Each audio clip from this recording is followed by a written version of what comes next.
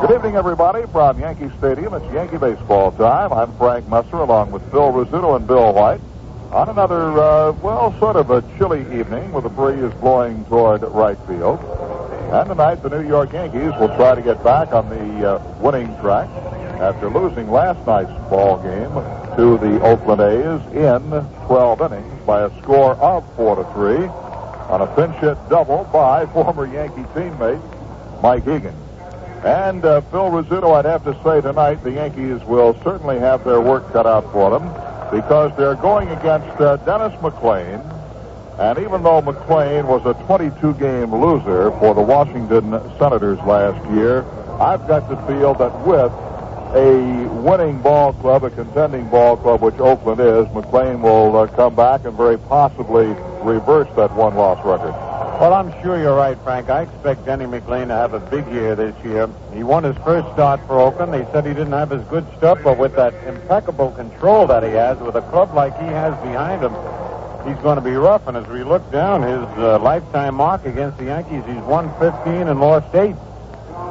So, as you say, the Yankees got their work cut out for them. One thing they know, that he's around the plate, and he's a fellow like you don't have to worry too much about. You can really dig in. He's got good control, and if it's not too good, we might see a little extra hitting tonight. That is probably the reason that McLain has, in the past, led the league in home runs given up by a pitcher. Absolutely, Frank. Same thing happened to Robin Roberts, who was a big winning pitcher, but yet year after year, he'd lead the league in giving up home runs. Okay, Phil, we'll be back with the starting lineups right after this message. During the next few weeks, you'll be hearing the 3 letters XBR often. What do they mean?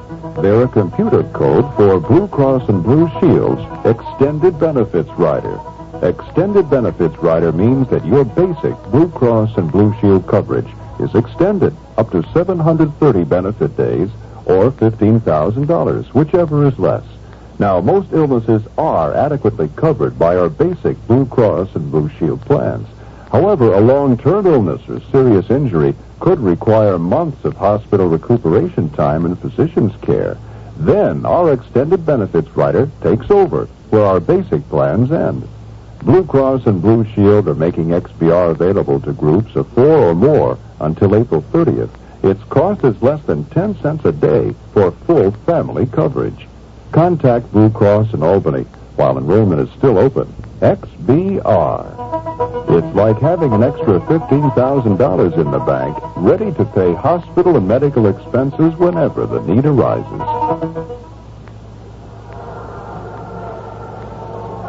All right, a reminder right now that this program is authorized under rights granted by the New York Yankees solely for the entertainment of our audience, and any publication, reproduction, or other use of the descriptions and accounts of this game without the express consent of the New York Yankees is prohibited. And a big bonus started this year by Avco Financial Services. For every home run hit by a Yankee player, that's tonight and every day and every night, your friends at Avco Financial Services will donate a set of 9 baseball gloves to a deserving youth group in the Yankee broadcast area. So listen closely, because your group may be a lucky recipient. Well, we go to the lineups now for Oakland, and they won a tough ball game from the Yankees last night in 12 innings.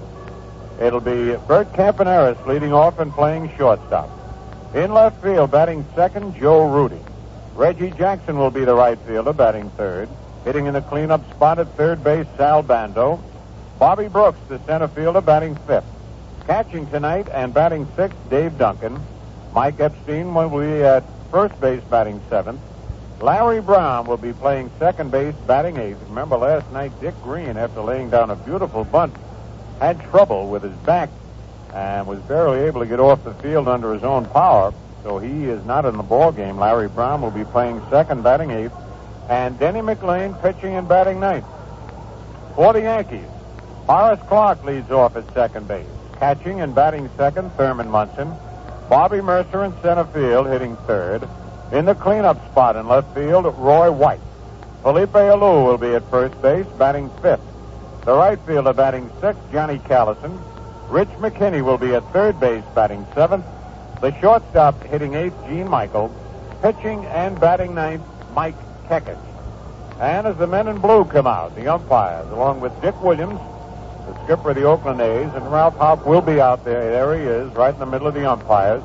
It'll be Ron Luciano calling balls and strikes. Frank Umont at first base. Jim Odom, the umpire, at second, and Don Denkinger at third. This is the New York Yankee Baseball Network. We pause now for station identification. This is Steve Fitz, your contact host. Call us weeknights from 8 to midnight, here on the fresh air sound of Radio 81, WGY Schenectady.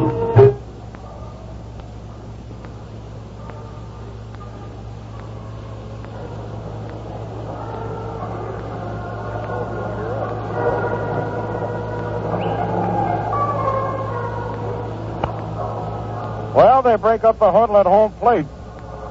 And Frank Messer, it's just a shame the Yankees have been in every ball game so far this year, but with the way Baltimore is, imagine Baltimore getting beat 3 games in a row. No, I can't. No, that's right, but Yankees could have really picked up some ground. Yes, they could have. Baltimore lost 2 out of 3 in the last 2 in a row in Cleveland. And then the Orioles were beaten again last night by Kansas City. In fact, they were shut out by Kansas City last night, 3-0. Now, ladies and gentlemen, we hope you'll join with Robert Merrill in our national anthem.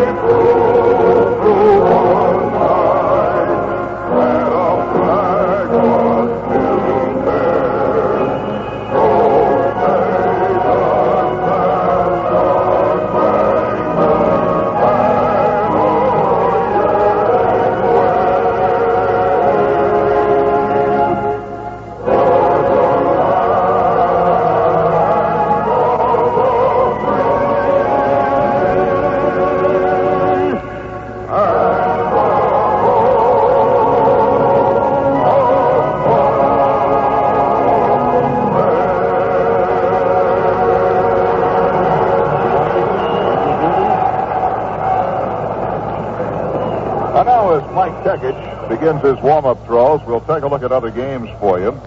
Minnesota defeated Boston 3-1 this afternoon. Dick Woodson got the win. Dave LaRoche saved it for him. And Ray Culp was the loser. Baltimore, Kansas City tonight. The Orioles have lost 3 straight, as Phil just remarked. The Chicago White Sox trade for Dick Allen paid off again this afternoon as the former Richie, now Dick Allen, hit a 10th inning 2-run homer to carry the White Sox to a 7-5 win over Cleveland. Earlier in the ball game, Mike Andrews had hit a grand slam home run to tie it up 4-4 at the end of 7. The winning pitcher was Steve Keeley, and the loser was Steve Mingori. Detroit at Texas tonight. California beat Milwaukee 3-1 this afternoon as Ricky Clark, with help from Allen and May, Rudy May working in relief, saving the ball game for him, defeated Bill Parsons, who started for the Milwaukee Brewers. California 3, Milwaukee 1. And looking at the National League this afternoon, the San Francisco Giants defeated the Philadelphia Phillies 8-6 on a 10th inning home run by Bobby Bonds. The Phillies had scored 2 runs in the top half of the 10th inning to go out in front 6-4 The Giants got 4 runs in the bottom half of the 10th and won it 8-6. And Kingman had 2 more home runs for the Giants. He's hit 4 for the year now. The rest of the games are tonight. We'll check those scores as they come in. First pitch of this ball game to Campaneris, bunted back to the mound, fielded by Kekich. He throws to first and throws him out. So this game gets underway in a hurry with Campaneris trying to butt himself on, and Kekich pounced on that ball quickly and threw him out. 1 pitch and 1 away, and here comes Joe Rudy. Phil Rizzuto, you remarked last night that this Joe Rudy is one of the more improved ball players in the league. He is, and didn't he lay down a beautiful bunt last night, too? He certainly did.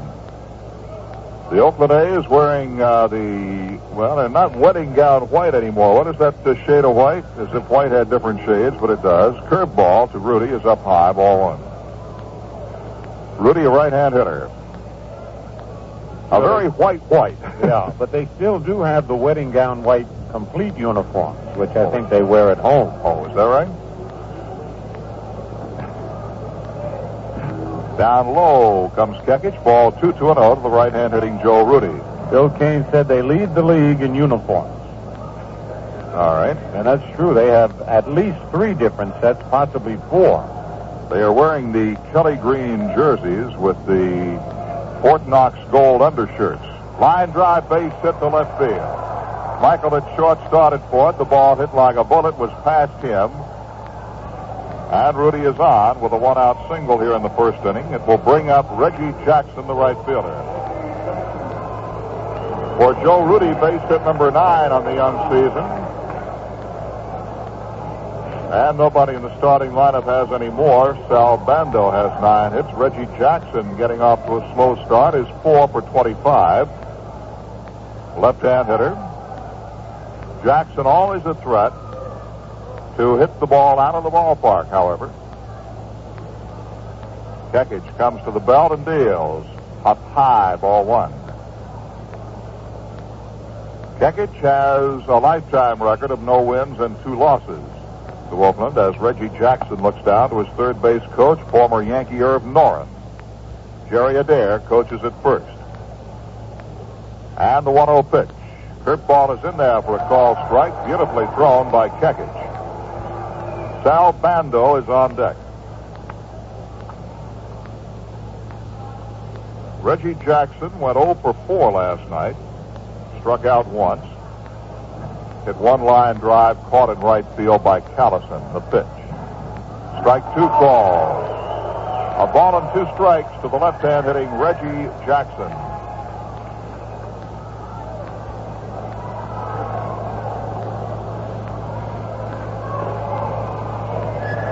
Mustachioed Reggie Jackson.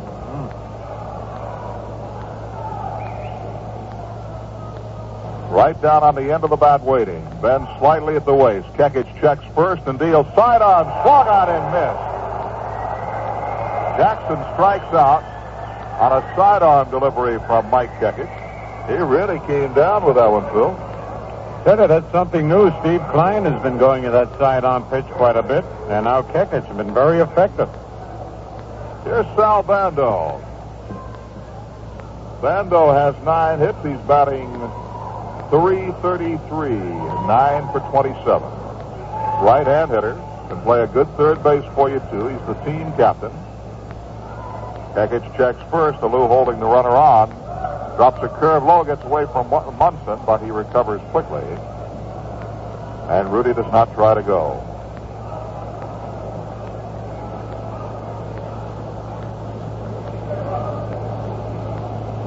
Yankees have White in left, Mercer in center, and Johnny Callison in right. They're spread out on Bando. So is the infield. The pitch. Get right back up the middle. That's going to get through there for a base hit. Rudy around second base now stops as Mercer charges the ball, gets it back to the infield. And Bando rips one right back up the middle for a single into center field. Base hit number 2 of the inning.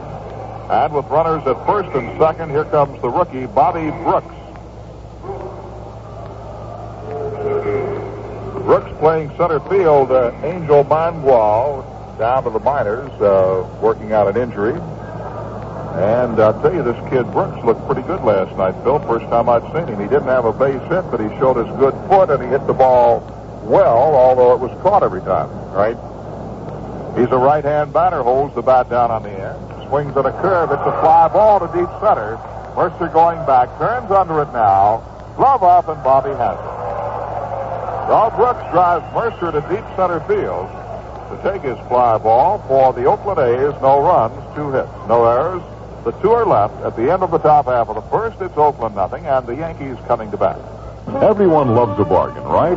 Well, your local Toro dealer has a great bargain for you on the Toro Guardian mower. For a limited time, they'll sell you a Toro 21-inch self-propelled Guardian mower and throw in the key electric start free. That's right, free, a $35 value. Now, that's a bargain. You won't have a better opportunity to save $35 on the finest rotary mower made. Imagine starting your power mower as easily as starting your car. Just turn the key.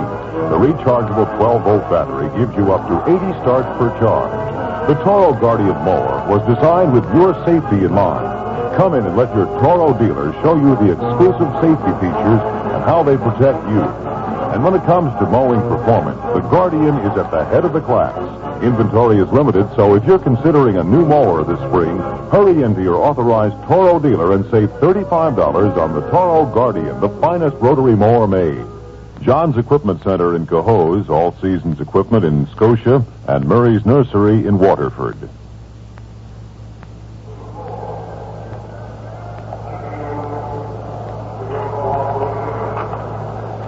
Well, we got a big weekend coming up. The slugging Minnesota Twins will be here at Yankee Stadium for a big 4-game series. Single game Friday night, April 28th at 7:30.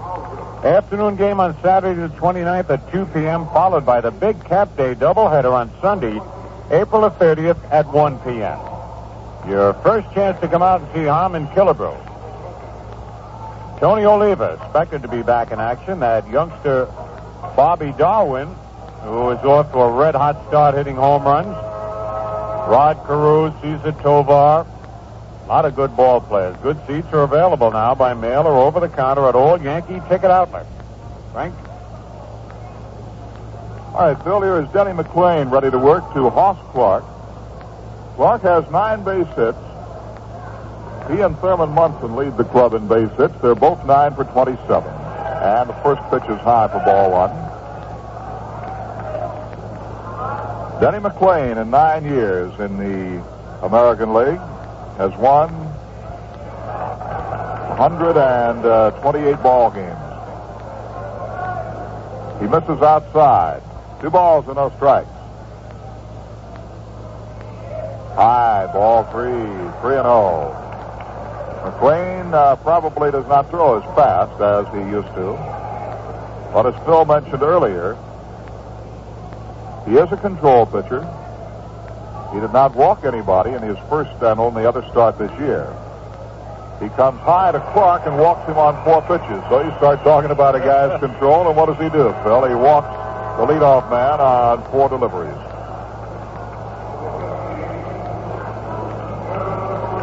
Thurman Munson, 9 for 27.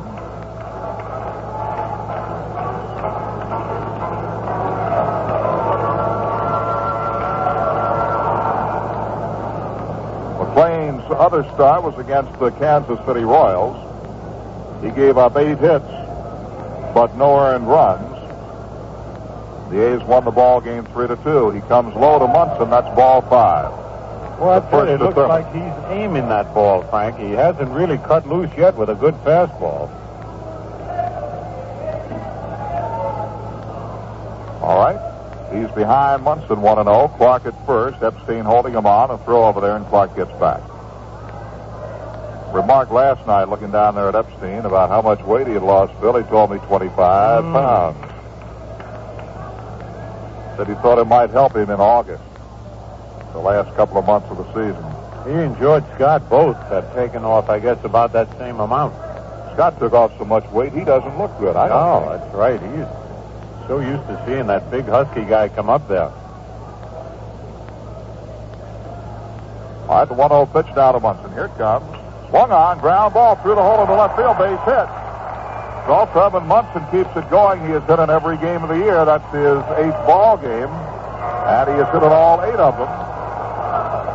We asked Thurman on the Yankee warm-up show, Phil. We were talking about his hitting streak, and my last question was, Thurman, are you superstitious? I said, if you don't get a hit tonight and the streak is broken, you're going to blame me?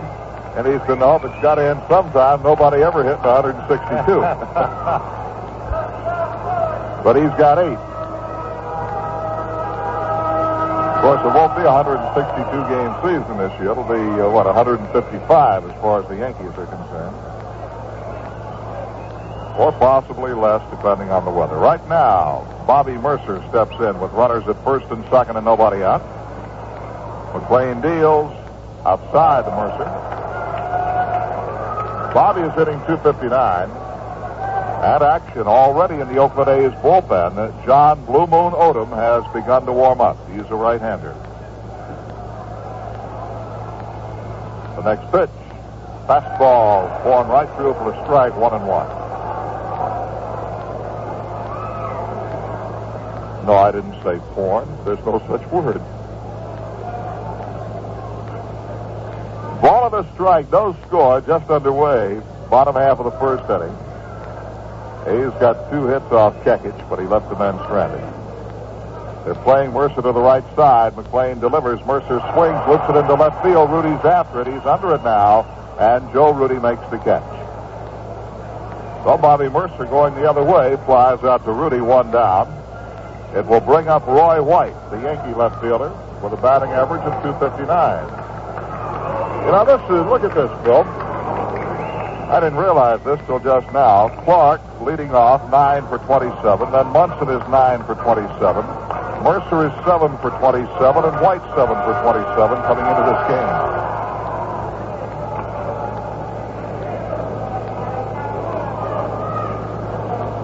Roy White will bat left. They play him as they played Mercer, shaded around to the right side.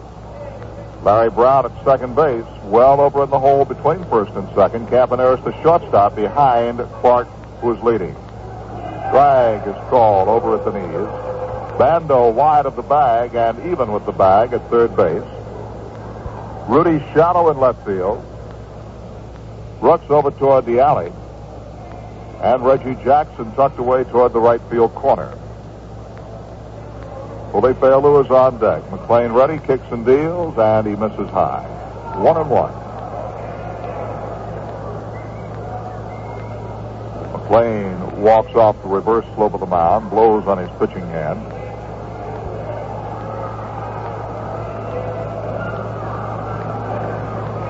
One ball, 1 strike, 1 out. Runners at first and second. The pitch. Swung on, wrapped sharply down the first baseline, fielded by Epstein. He goes to the shortstop Campaneris for the force on Munson at second. No return throw. Munson is out on the force play at second. 3-6, Epstein to Campaneris. Clark goes to third. White reaches on the force out. Really, they were lucky on that play, Frank. Mike didn't have a good grip on the ball. It looked like he was going to hit the runner right in the middle of the back. Campaneris was lucky to see that ball and make the force play. It brings up Felipe Alou. Felipe playing first for the injured Ronnie Blomberg. Blomberg has a groin pull on the right side. Pinch hit safely last night, hitting over 600. Just a shame he can't play. And the A's are without Dick Green, their second baseman, who has a back problem. Alou swings on the first pitch, fly ball toward right center field. Bobby Brooks is there, should surround it, and he's got it to retire the side.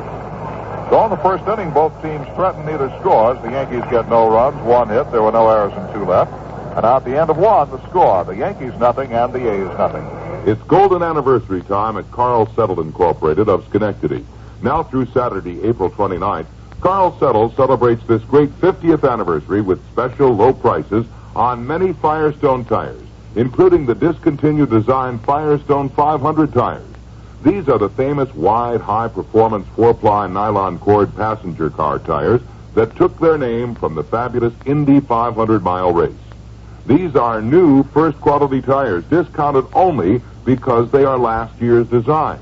Discounts range from $12 to a whopping $16 per tire. For example, the popular F7815 white wall that fits many Corvettes, Chevys, Fords, and Plymouths, formerly $43, now just $29.50, plus $243 excise tax and tire off your car.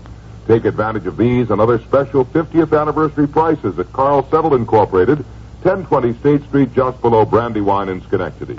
For 50 years, your safety has been Carl Settle's business. Stop in this week. Be sure to register for valuable anniversary prizes, no obligation.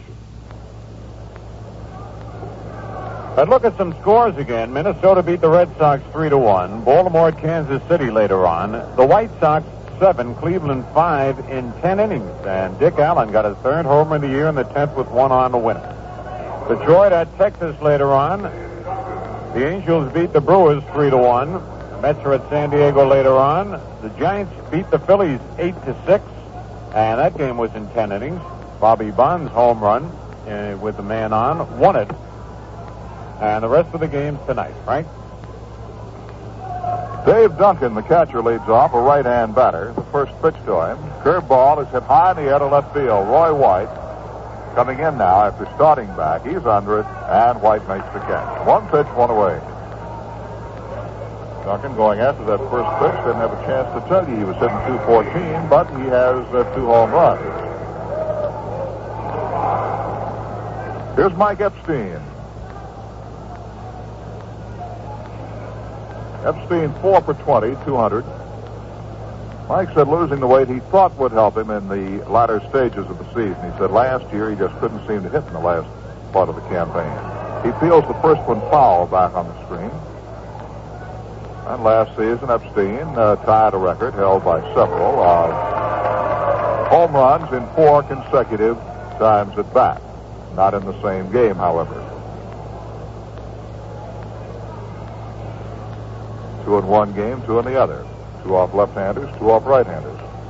He's a left-hand batter. Swings to this one, slices it off toward the alley, left center field. White is there and cannot get to it. The ball drops in front of him.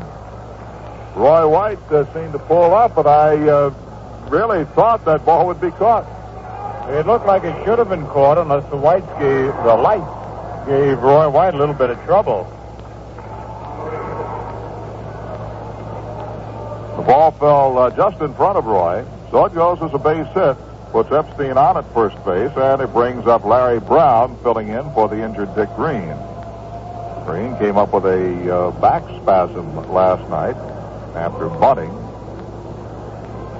And a pitch. Swung on and sliced foul. This is Larry Brown's first time at bat this year. He went in to play second base when Green came up with the injury last night, and Green says that he kept feeling that cool wind all night. He said the back began tightening up. He had told Larry Brown about the 7th inning to loosen up because he said, I'm going to have you.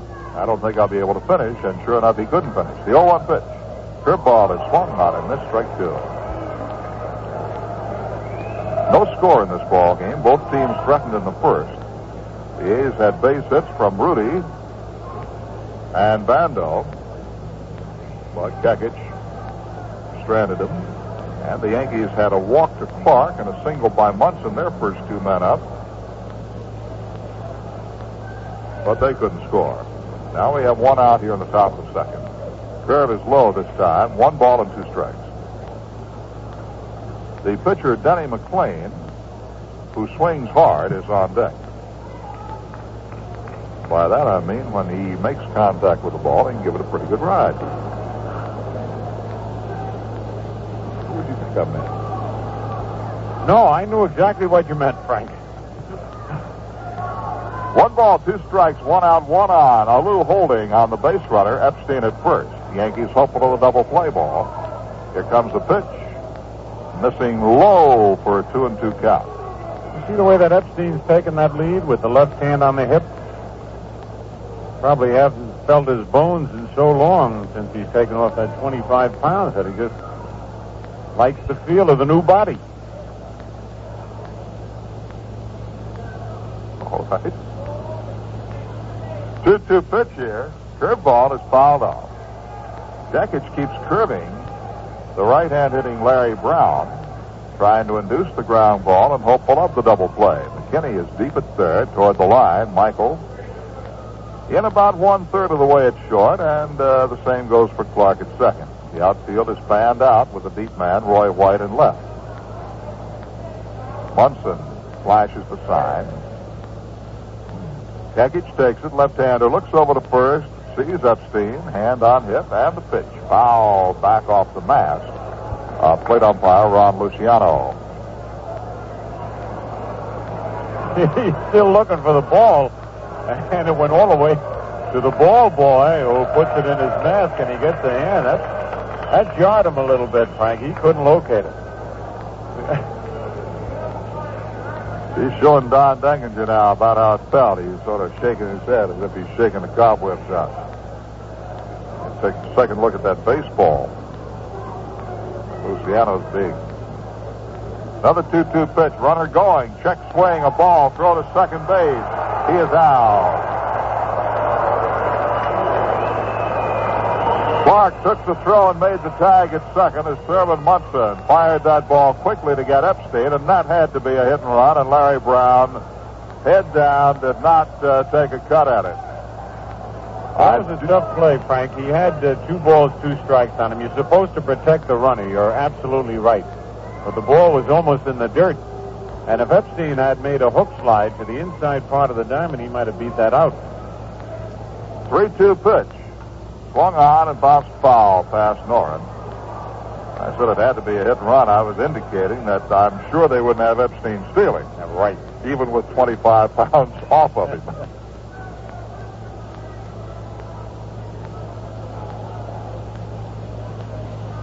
Mike is a lot stronger than he is speedy.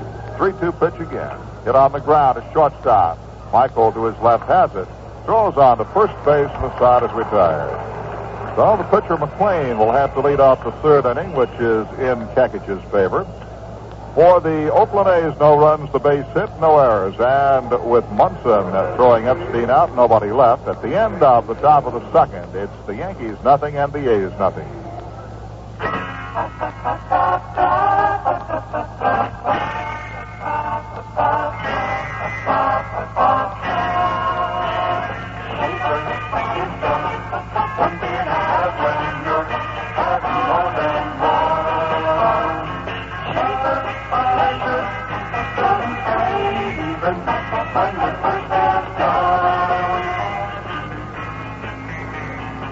Say, don't just believe it when they say Schaefer has flavor that never fades. Have a couple of tall, frosty cold glasses and see for yourself. You'll find that first cold Schaefer tastes great, but it's the second glass and the third that'll really make you a believer. They'll show you how Schaefer stays consistently crisp and bright glass after glass. And that's when you'll want to switch to Schaefer. Schaefer is good. One little hard when you're having more than one. Having more than one.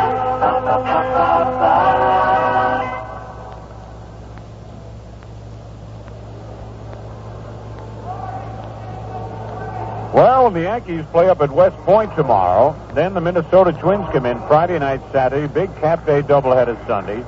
An off day Monday, May 1st, and then the California Angels in. Tuesday night, May the 2nd, and Wednesday afternoon, May the 3rd.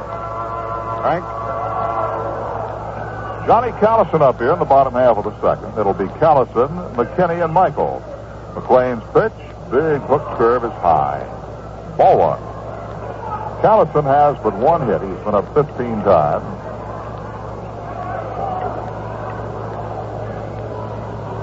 Right-hander Denny McLean ready again. Deals a fastball for a strike, and it's 1-1.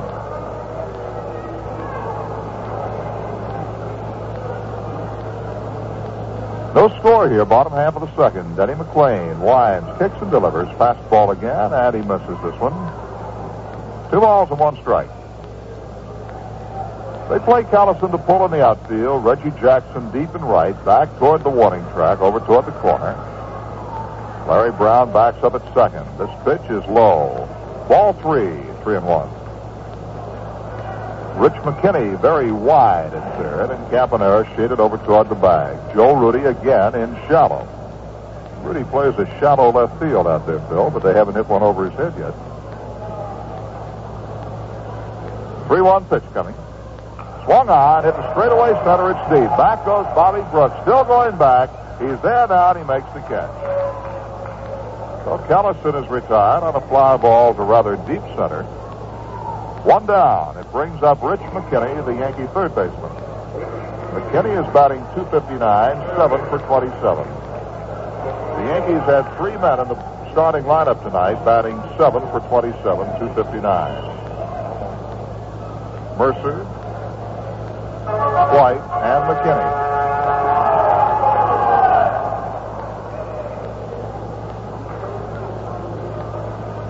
McLean's first pitch, outside, ball 1. On deck is shortstop Gene Michael. There's no score in the ball game. Bottom half of the second inning. Dennis McLean in his second start for Oakland delivers again. And ball 2, says Ron Luciano. McLean and Duncan thought that was a little closer.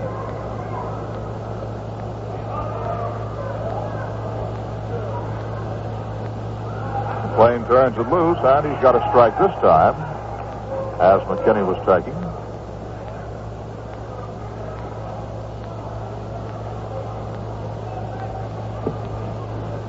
McLean won but 10 while losing 22 last year for the Senators. Fastball hit on the ground at third. Bando gobbles it up. On the first base to retire Rich McKinney. This is the New York Yankee Baseball Network. We pause now for station identification. This is Steve Fitz, your contact host. Call us weeknights from 8 to midnight here on the fresh air sound of Radio 81 WGY Schenectady.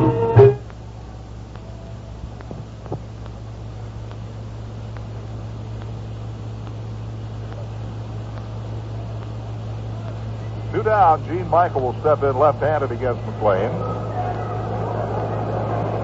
First pitch, fastball for a strike. Michael is hitting .125, 2 for 16. 4 runs batted in for Michael. He won one ball game with a bases-loaded triple. This one is bounced to second, charged by Larry Brown. He's got it. The throw to first, the side is out. 1-2-3 go the Yankees. At the end of 2, the score: New York nothing and Oakland nothing. Yes, sir. May I help you? Yeah, I'd like to order one of them 72s. Okay, fine. Let's go over the options. Do you want air conditioning? Of course. Power steering? Sure. AM radio? AM, FM, stereo radio. With a tape deck, huh? Would you like? Yeah, give it to me. By the way, how many miles per gallon can I expect? Well, if you do a lot of highway driving, not too much stop and go, 7. Power options are terrific, but they have their price. They rob you of mileage. Well, Getty has a way to make up some of those lost miles. Getty sells only premium for a few cents less per gallon than most other major premiums. So you get more gas for your money, which means you get more miles for your money. And that's nice to have, whether you have a car full of accessories or not. Well, maybe I don't need the power sun visors.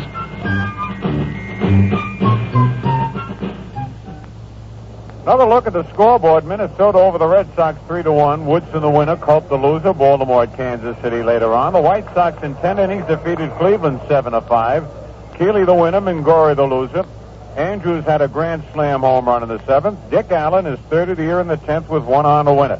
Detroit at Texas later on. California beat Milwaukee 3-1. Clark the winner, Parsons the loser. New York at San Diego later on. The Giants in 10 innings beat the Phillies 8-6. Johnson the winner, Brandon the loser, Kingman 2 homers, and Bobby Bonds the winning homer in the 10th with 1 on. Frank? Dennis McLean leads off the third and takes a strike. Kekich gets the ball over just above the knees. McLean has been up 3 times this year without a base hit. Right-hand batter. Next pitch to him. Curveball is swung on and missed. Strike 2.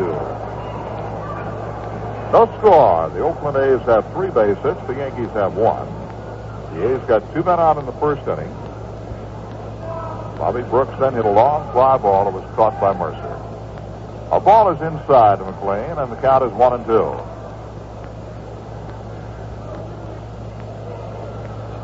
McLean does not choke up on the bat. He's right down on the end of it. Takes a big cut when he cuts and looks at a called third strike. Second strikeout for Mike Kekich. He got the fastball right past McLean. One down now at the top of the order. Bert Campaneris tried to bunt himself on leading off the game and was thrown out on a good fielding play by Kekich. Joe Rudy comes out on deck. Campaneris, right-hand batter. Here comes the pitch to him.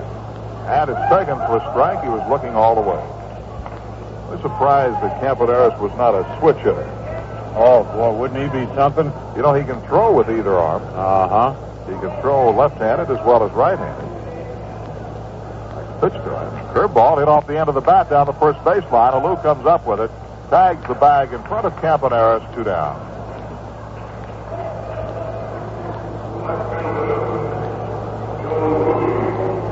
Two quick outs, and it brings up Joe Rudy, who singled to left field in the first inning.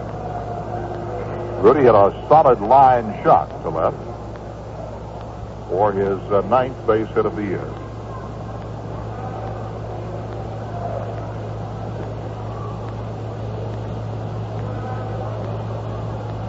Rudy is going to make Kekich wait. Now he gets in. Bats out of a closed stance. Left foot in front of the right foot. Kekich takes the side, rocks, kicks, and deals. Fastball, missing. Low, ball 1.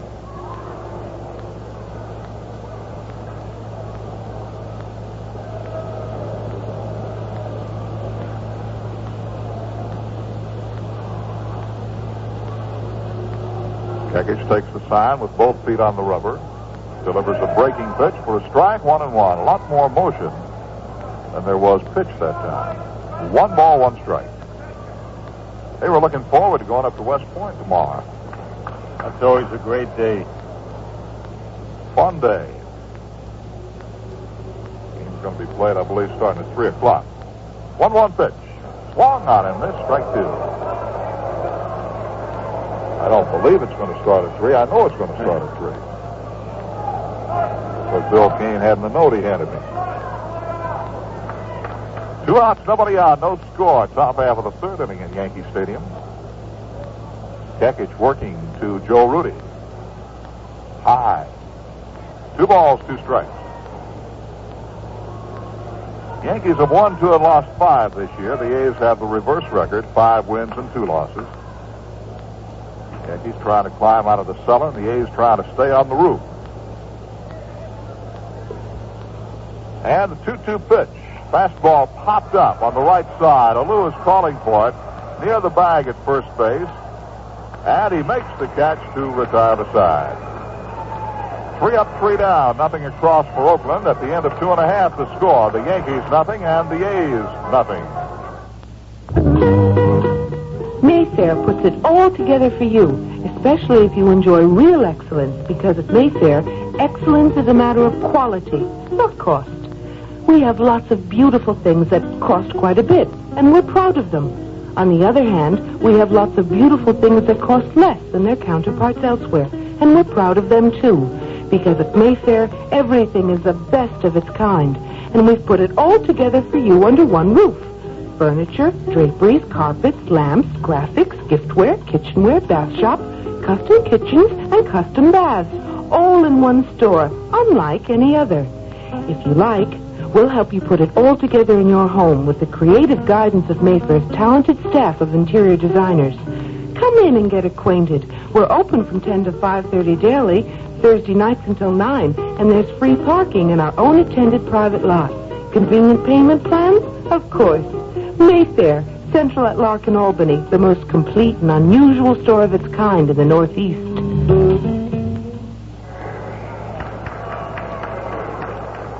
The big Cap Day doubleheader coming up Sunday with the Minnesota Twins. All boys and girls 14 years of age and under, accompanied by an adult, get a genuine Yankee cap. Frank?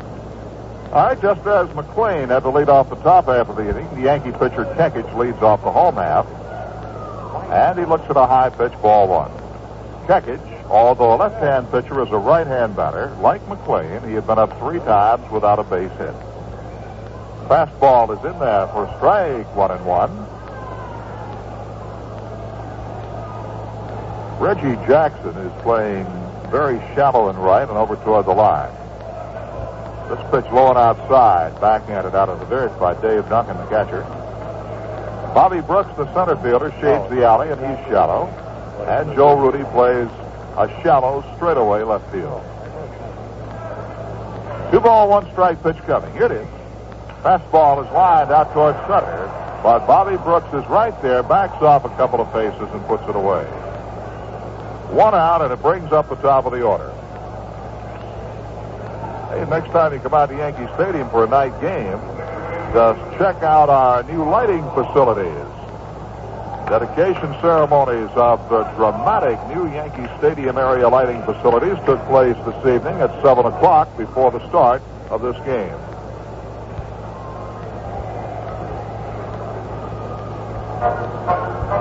Yankees represented by President Mike Burke and pitcher Mel Stottlemyre.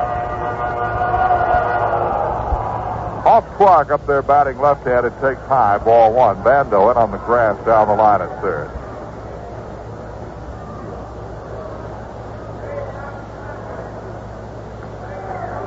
There's a strike, and the count evens 1-1.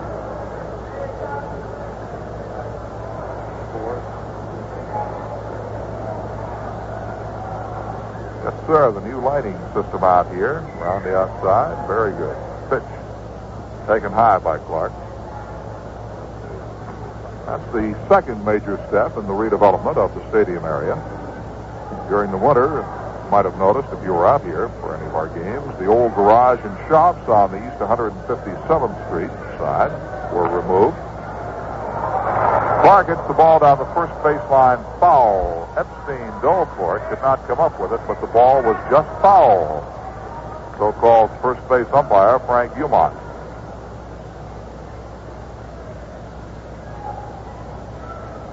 Sir, the Yankees moving right along. The city and everybody helping out in the redevelopment here. Extended the parking area and now got the new lights up to show you how to get into it. And there'll be more improvements. 2 balls, 2 strikes to Hoss Clark. McLean turns it loose. Fastball is foul. Back to the left side and into the seat. Count holds 2-2. Clark walked in the first inning. McLean walked him on 4 pitches. He was just a bit erratic to get started. Munson followed with a single, Clark going to second, but then Mercer flied out. White grounded into a four. Santalou flied out, and the Yankees did not score. 2-2 pitch. Up high with a breaking ball, and the count is full 3-2 on Hoss Clark. Thurman Munson is on deck.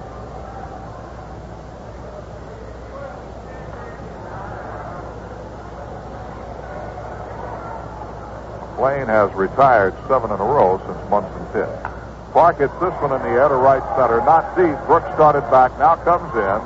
He's calling for it. The center fielder has it. First time, Phil, in the 2-game series on the balls hit toward center field that Brooks has made a false step. That's right. He picked a good time to do it, as you said, Frank. A towering fly. He had plenty of time to recover. He's had 4 putouts already. He's having a busy night out there. Gets a good jump on that ball. We remarked last night, and he's got good speed. Here's Thurman. He has the only Yankee base hit. And it extended his hitting streak through the season. Yankees this is their 8th game, and Munson has hit in all 8. First offering. Sidearm curve up under the chin, almost hit him. McLean came around from third base with that one. 1 ball, no strikes.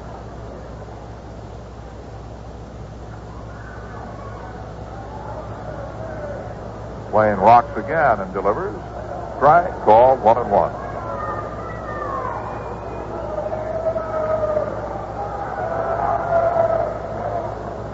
Bobby Mercer waiting on deck.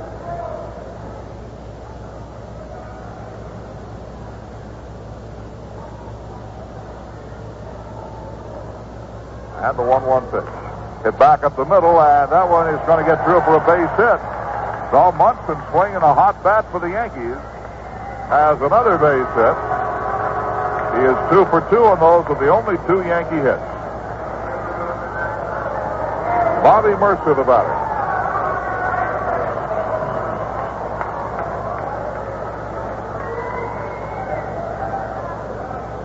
Munson now has 11 hits, the most of any Yankee.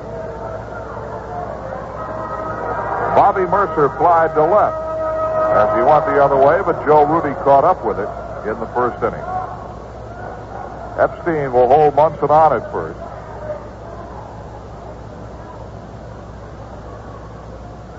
Mercer batting out of a crouch. There goes Munson. The pitch is lined to right field. Base hit. Munson around second, digs for third. He'll make it. Jackson's throw is into second base. And Bobby Mercer hit a rope to right.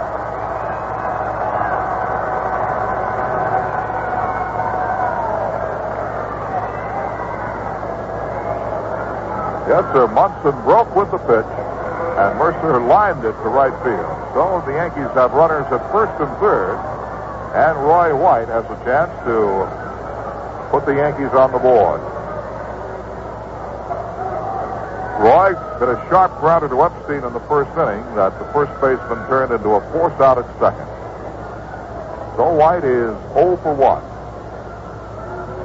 Felipe Alou moves on deck. There is no score here in the bottom half of the third. Second time in the game, the Yankees have had runners at first and third.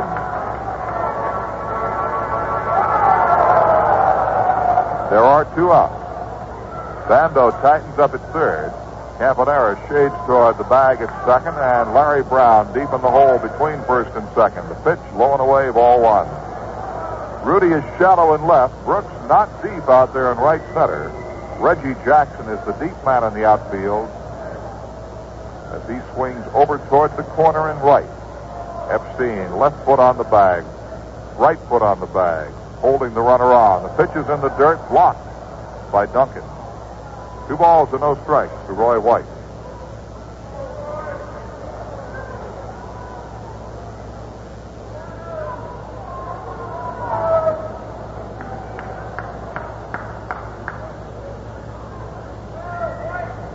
Yankees have good speed at first in Bobby Mercer. And at the plate and Roy White. Of course, Thurman Munson at third base can move very well, too. 2-0 pitch coming. Curveball hit high in the air down the right field line. Jackson over near the foul pole, looking, reaching. He cannot get it. It's a foul ball. Foul ball in the seat.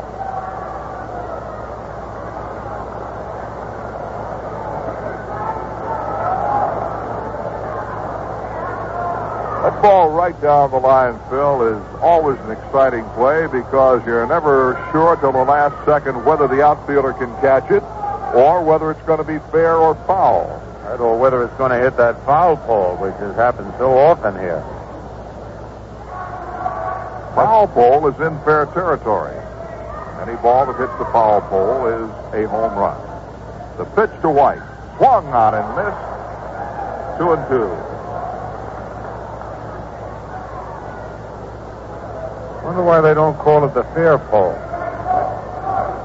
I don't know. Start a new trend. Yeah.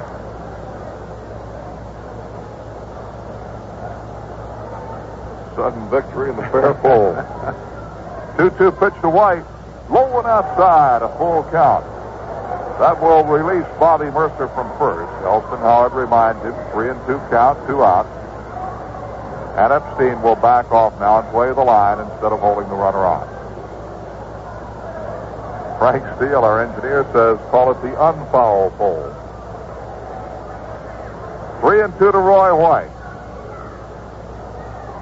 The set by McClain. Here's his pitch.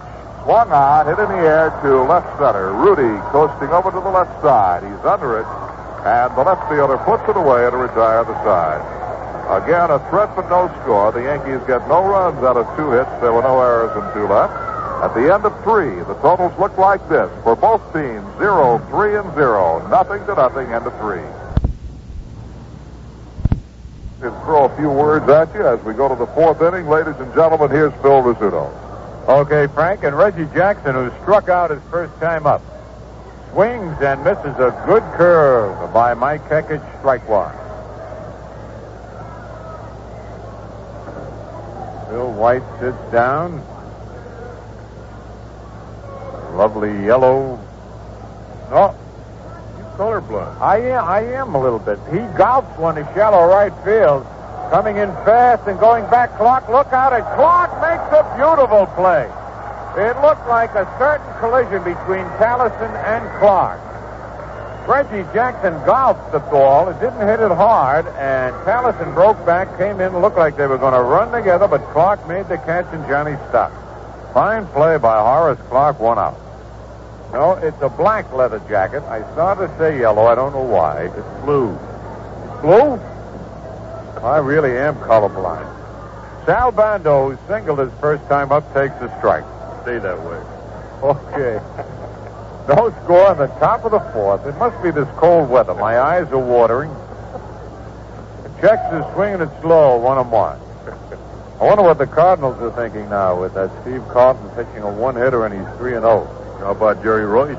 Someone said he's 2-0 down at Houston. That's right, at Houston, right? Curve in there, 1 ball, 2 strikes. I tell you, you make deals like that, then you keep your fingers crossed that they don't do too well. Steve Carlton, 14 strikeouts and a 1-hitter. Change up just outside, 2-2. 1 out, nobody on. Top of the 4th, no score. On deck, Bobby Brooks. Right hand hitting Sal Bando, crouching over. Swings, bounces, 1 is short. Gene Michael gets a nice big hop and throws Bando out there, a 2 away. That'll bring up Brooks, who fly deep to center field his first time up. Brooks the batter and Dave Duncan on deck.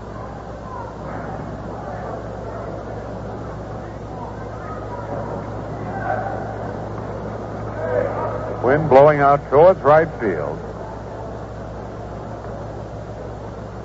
Brooks, right-hand batter, holds that bat straight up and down. Takes a pitch outside, ball 1.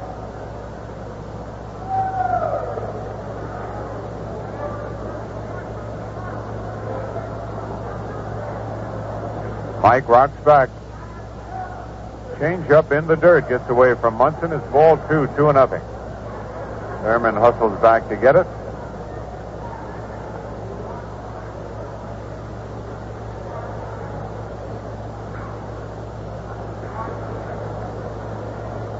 Kekich and Munson, as are McLean and Duncan, 2 men that move around more and are warmer than anybody. It's a foul off Luciano's chest protector, and it's 2 balls and a strike.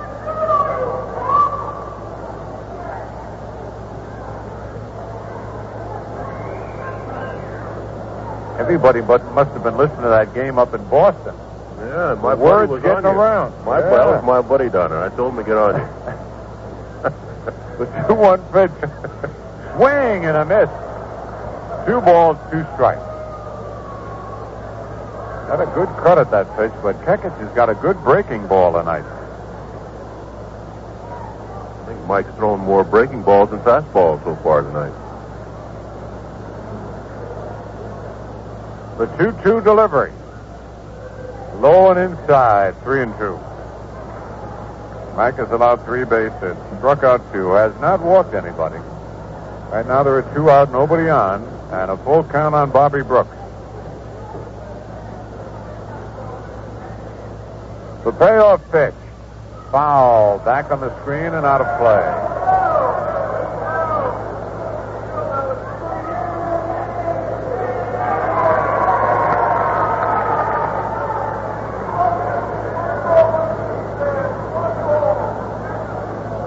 Play Brooks straight away. Again, the 3-2 delivery. Low, and he walked him. The first walk of the ball game by Kekich.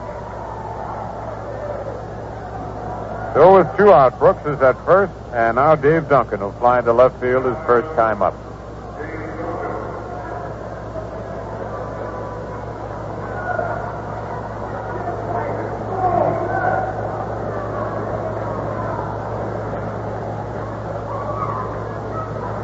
Felipe Alou holds the bag against Brooks.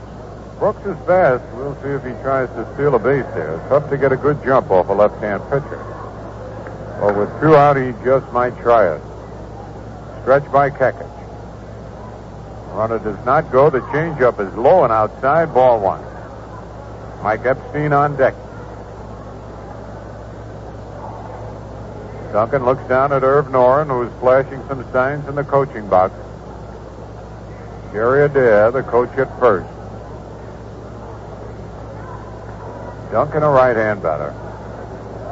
Stretch by Kekich. His curve is hit deep to left, but foul. Got out in front of a breaking pitch. 1 ball, 1 strike.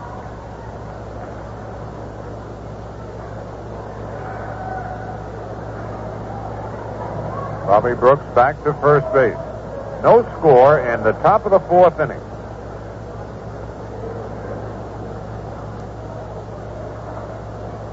One count to Dave Duncan. Kekich ready. Hit down the right field line and slicing foul. So Duncan pulled 1 curve deep to left. Tried to hit another curve to right. Got them both foul.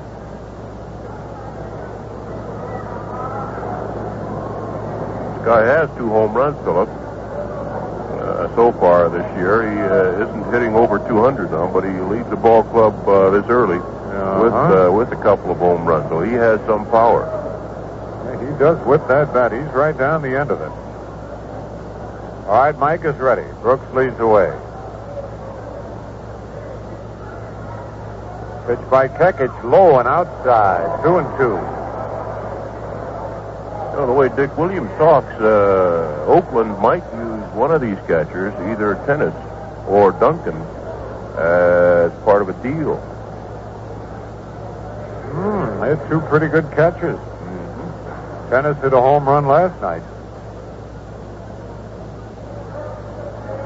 All right, now the 2-2 delivery. Curved line to left field for a base hit. And Brooks around second, stop. No, he's going to go to third. He gave him the decoy, and going into second base as Michael threw to third, and Gene was decoyed. Nobody yelled for him to throw to second base. Bobby Brooks rounded second, stopped, and then slid into third base. And as Roy White threw the ball to Gene Michael, Gene turned and whipped it to third, and Dave Duncan continued to second base. So it's a single to left, and went to second on the throw to third. That was a high curveball that he jumped all over. And now Mike Epstein, who's single to left center field in the second inning, then was thrown out trying to steal. 2 out, 2 on, no score in the top of the 4th.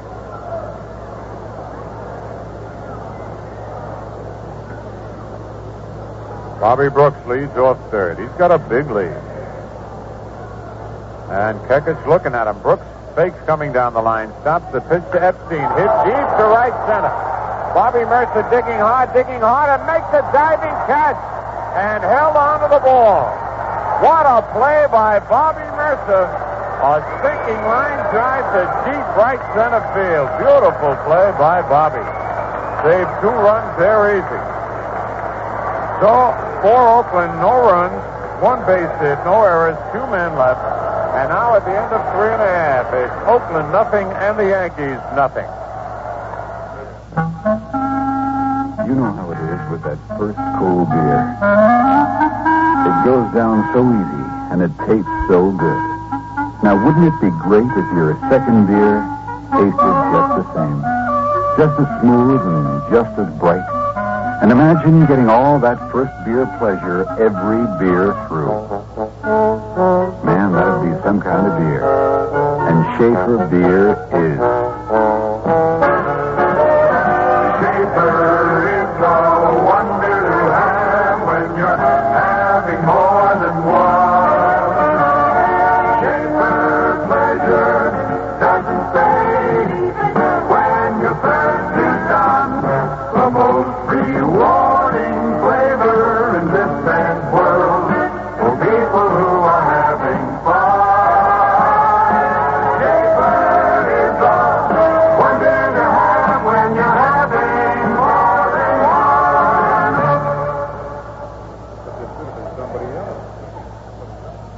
Here's a special announcement for fans 14 years of age and under. This Sunday, April 30th, is a new date for the Yankees' popular Cap Day, originally scheduled in the canceled Baltimore series. Now, if you bought tickets for the original Cap Day with Baltimore, it will be necessary to exchange your tickets. But in any event, don't miss this big event. Plus a big doubleheader on Sunday, April 30th.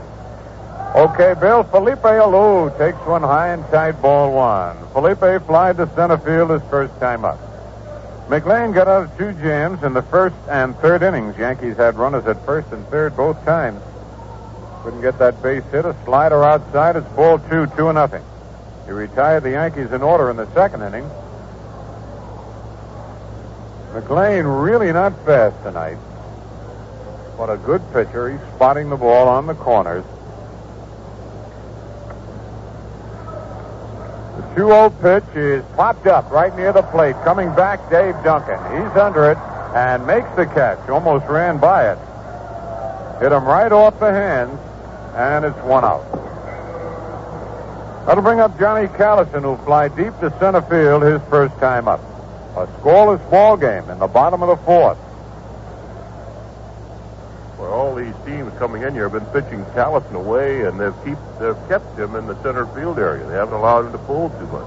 He did pull a curveball on a left-hander, just missed the right field pole foul. And he's been hitting him deep to center, but as we know, it's Death Valley. He bloops one and left. Well, now we'll wait. Yes, it's in for a base hit. Johnny's going to try for two. The throw to second. Not in time, and Callison in with a hustling double. So he must have heard Bill White. They've been pitching him away, and Johnny's been trying to pull it and hitting the center field. So Callison went the opposite way, pulled Joe Rudy out there, and Johnny kept hustling and is in with a double. His first double of the year, his second base hit of the season. Little huddle out on the mound. Bando, Duncan, and McLean. And with one out, the batter, Rich McKinney, who bounced to third his first time up. Well, the more I see that Sal Bando, the more impressed you've got to be with him. He not only hits the ball well for Oakland, he catches everything, but he seems to be the on-the-field leader. He's always out there when somebody gets in trouble. Just a minute ago, I saw him move left fielder Joe Rudy into left field, where he got white ball. All right, he is a good field general. All right, McLean set.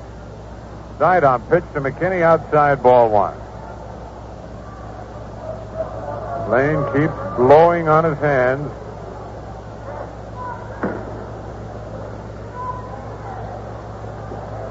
Denny ready again.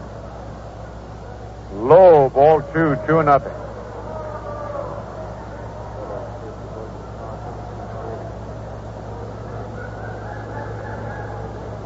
Outfield straight away on Rich McKinney.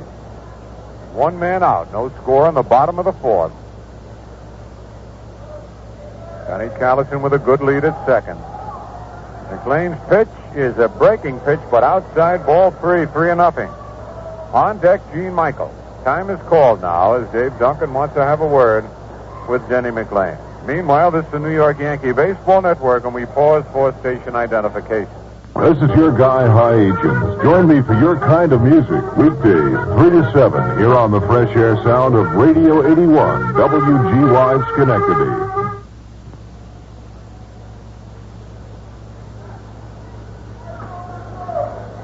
All right, McLean is ready. 3-0 the count to McKinney. There's one right in there, and it wasn't a fastball. It was a breaking pitch. 3 balls and a strike. McLean has walked one man. That was Horace Clark leading off in the bottom of the first. The 3-1 pitch. Breaking pitch just outside. McLean didn't like that call, but it's ball 4. Second walk given up by Denny. And it brings up Gene Michael. The stick bounced to second base his first time up. Callison at second. McKinney at first with one out. Joe Rudy playing very shallow in left. Bobby Brooks shallow in center. And Reggie Jackson moves in a bit in right field now. They got 3 fine throwing arms out there. And Callison will really have to hustle on a base hit to score.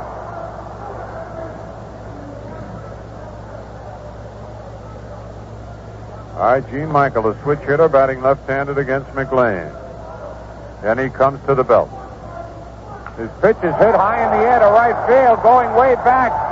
Jackson back, a home run for Gene Michael. Holy cow.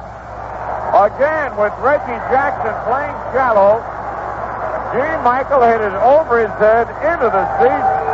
A big 3-run homer for Gene Michael. His second 3 RBI hit of this year. He had a triple with the bases loaded earlier in the year. And the Yankees go out in front 3-0. Bill?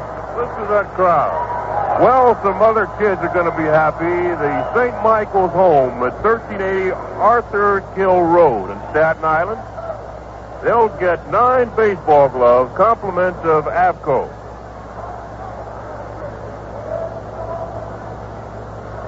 All right, Bill, and the first pitch to Mike Heckett is strike 1 called. Isn't that apropos? St. Michael's home and Gene Michael hit it? He checks his swing and fouls it off. It's 0-2. So Gene Michael now with 7 RBIs to take the team lead in that department. A triple with the bases loaded to drive in 3. A home run with 2 on to drive in 3 more. McLean winds his pitch. Strike 3 called. And Kekich is out of there, so that walk was a big one. First strikeout for McLean. 2 men are out. And the batter, Horace Clark, who has walked and flied to center.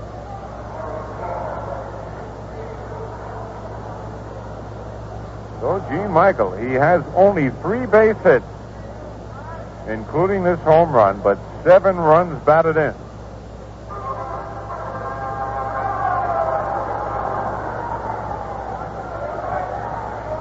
Pitch to Horace, high, ball 1.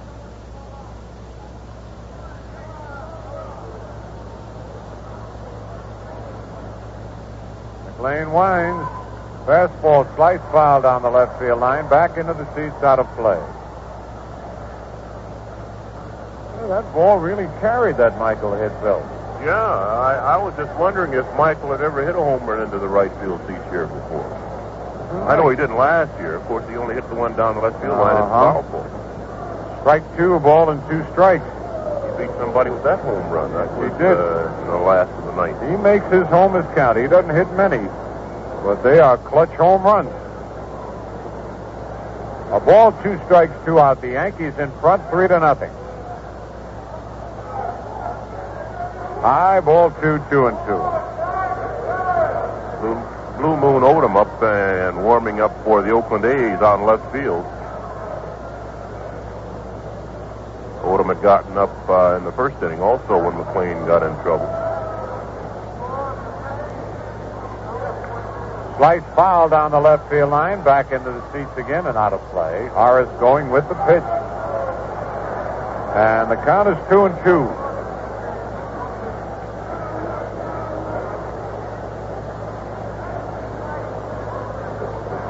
On deck, Thurman Munson, who is 2 for 2 tonight.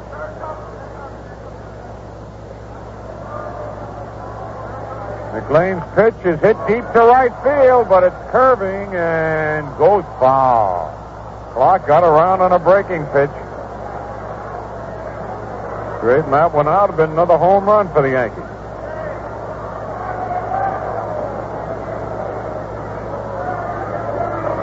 The windup by McLean. Low and inside. Ball 3, 3-2.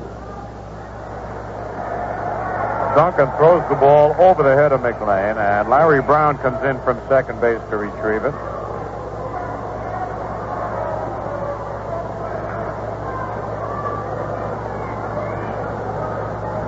The payoff pitch to Horace. Low, ball 4. So McLean having a rough inning here. Walking 2. Giving up a double and a home run. And now Thurman Munson, who is 2 for 2. Single to left in the first, single to center in the third. Thurman, who has hit in 8 straight ball games. All the games the Yankees have played this year.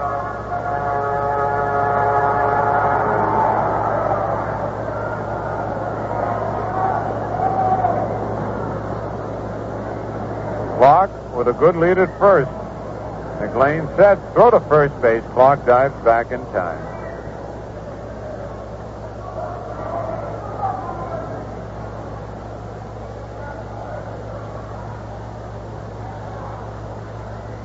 Thurman asking for time as he gets ready. Now he's set, throw to first, and Clark is back again.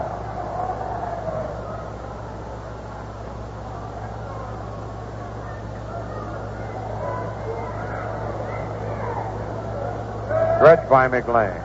There goes Clark. The ball is fouled back in the upper deck and out of play. And what a jump Horace had.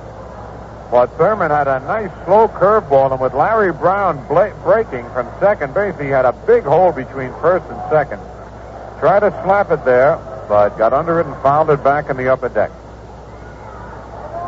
Dick Hauser flashes the signs to Thurman Munson and Horace Clark.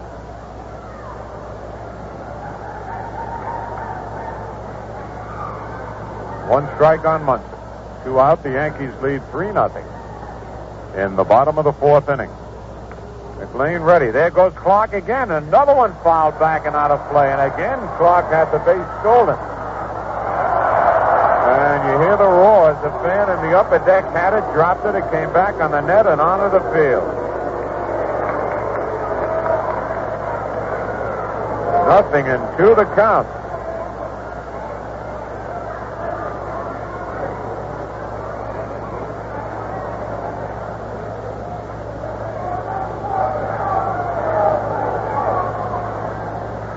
Art McLean looks in for the sign.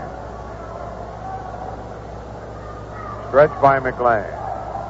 His pitch, it's a pitch out, but that time Horace was not going.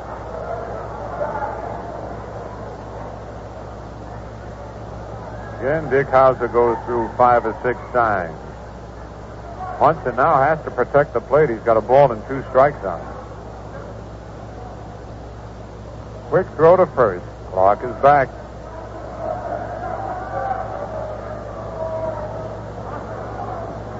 McLean ready. Strike 3. Munson caught looking. That was a weird inning for McLean. 2 strikeouts, 2 walks, 2 hits. But the Yankees pick up 3 runs on the 2 base hits. No errors and a man left. And at the end of 4 full innings, it's the Yankees 3, Oakland nothing. Some scores quickly. Bill Kane just said that Henry Aaron has hit his 643rd home run of his career. That gives Atlanta a 2-1 lead over St. Louis after 1 inning of play. So that's Aaron's 4th home run of this season and his 643rd as Atlanta leads St. Louis 2-1 at the end of 1 inning of play. All right, Bill. Larry Brown bounced to short his first time up. Takes a curve low, ball 1.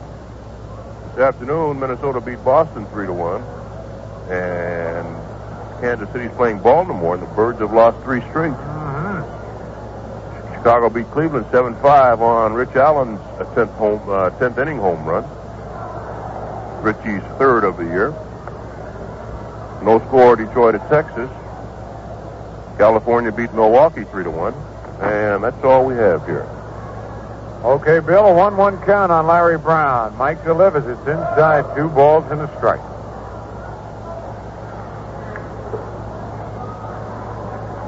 I read where Dick Allen said that he's very happy in Chicago playing for the White Sox, and this is it. If he's traded again, he's going to quit. That's what he said at Los Angeles about this time last year. And 2 years ago, he said the same thing in St. Louis. It's amazing. There's a guy has a good year every year. I guess I'd better start calling him Dick, too. Yeah. Yeah, he is bigger than I am. 2 balls, 2 strikes on right-hand hitting Larry Brown. Curve hit on the ground in the hole. Michael backhands it. Throws to first. They got him. Holy cow, what a play by the 6th. I mean, he came up firing. Now, that was a difficult play. He was going full speed in the hole. Deep on the edge of the grass, came up throwing and threw out Larry Brown. And let's see, we have a pinch hitter now. Coming on. Well, Hendrick is coming on to bat for McLean. George Hendrick.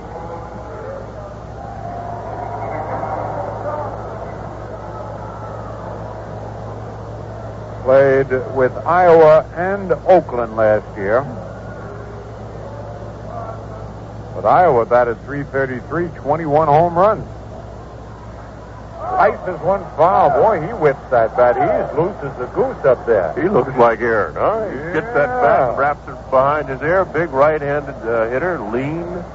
Looks to be about, what, 6'3"? What's his let's see what it is here. 6'3", you hit it on the nose. All right, how about the weight? You got the 175. 195. Would you believe it? No. Aye, 1-1. Is he that big? That's what it says here. 6'3", 195 pounds.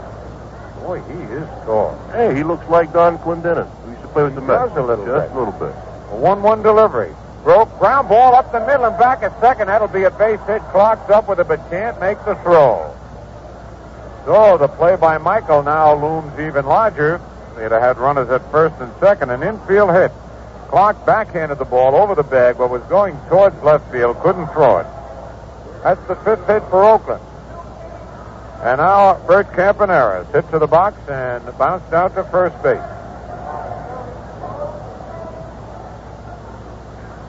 Yankees in front 3-0 here in the top of the fifth.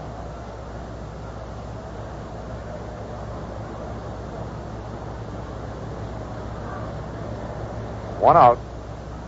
Infield in double play depth with the exception of Alou, who's holding the bag against George Hendrick. Pitch to Campaneris. He bunts foul in the Yankee dugout. In this series, Oakland has used 3 pinch hitters, and they've come through with 3 base hits, 3 for 3. Yankees doing very well in the pinch hitting department, too. 5 for 8, and a sacrifice fly. 1 strike on Campaneris.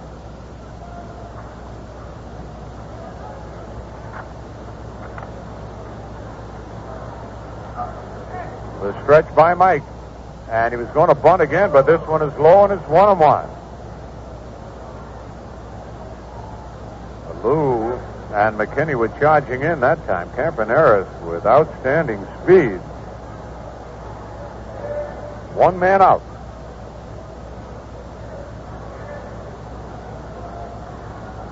Hendrick leads off first base. Curve is high, ball 2-1. You know, one thing about this Oakland club, Phil, they don't try to get all their runs at once. Yet last night, with Rudy up and a man on first, he bunted. That set that whole ball game up because Bando came through with a triple to tie the ball game. Absolutely. With a club like this, as you say, they figure run here, run there, then a long ball. The pitch bounced slowly to third, or they're going to have to hurry to get him. McKinney throws. Safe at first base. I tell you, he can fly. That brief 1 second of hesitation whether Kekich was going to pick it up or McKinney cost him that base hit. He had tried a bunt twice, and that one was a swinging bunt. There's actually no such thing as a swinging bunt, but it had the same effect. He gets an infield hit. He can really get down that line. But I still say the play by Gene Michaels so far has kept Oakland from having a real big inning. Instead of the bases loaded and nobody on, they have runners at first and second and 1 out. Joe Rudy single to left and pop to first base. Yankees lead 3-0, top of the fifth.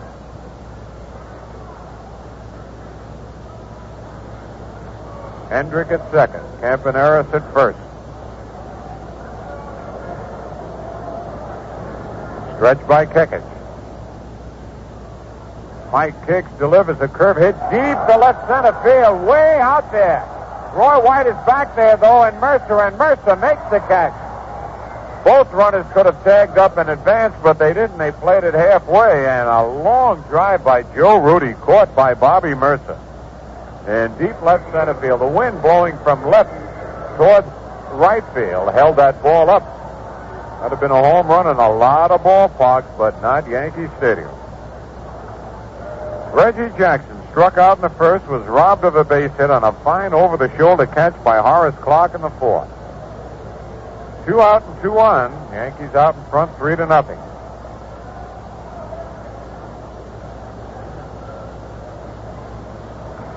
Mike is ready. Comes to the belt. Curve is a little bit high. Ball 1.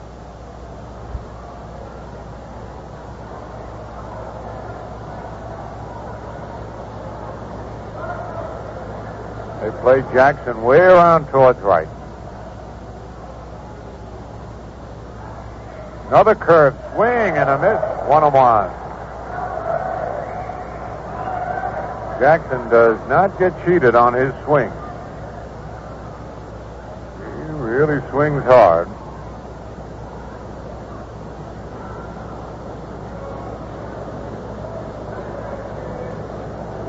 Mike gets the sign from Munson. Runners lead away. The curve checked his swing that time, and it's low. 2 balls and a strike.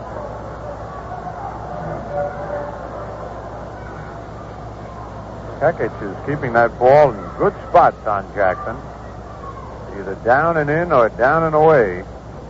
Doesn't want to get one up to him. Yankees leading 3-0, top of the 5th. 2 out and 2 on.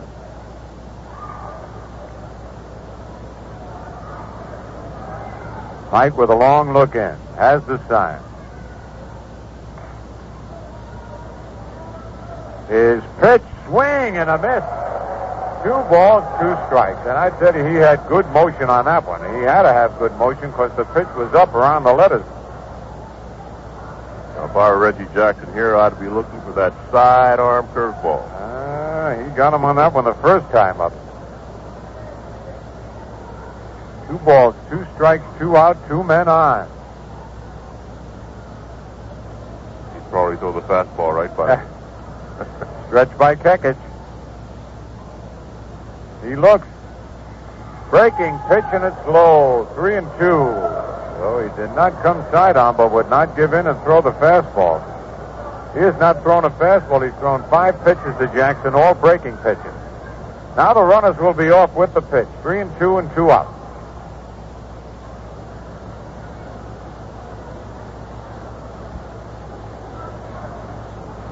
They lead away, and that Campaneris can fly. Taking a big lead. The stretch. Mike looking at Campaneris. There they go. The curve is high. Ball 4, and the bases are loaded. I tell you, Lou started to sneak in behind Campaneris. A quick throw over there would have picked him off. Second walk given up by Kekich, and the bases are loaded. 2 men are out, and here's that man, Bando. He singled to center in the first, bounced to short in the fourth. But it was his big triple last night that tied up the ball game, drove in 2 runs.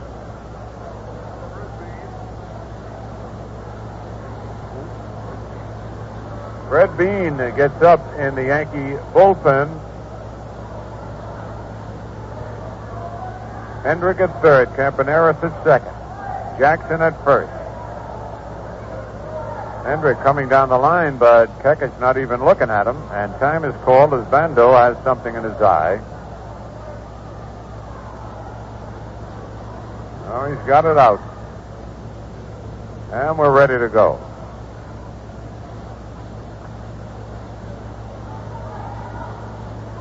All right, Mike rocks back. Pitch to Bando, almost hit him, and Munson, they had a play on at third, and the ball popped out of Munson's glove. Ball 1 on Sal Bando. See, Bando has a double, a triple, and 3 runs batted in on the year. Mike ready again. Curve outside, ball 2, 2-0.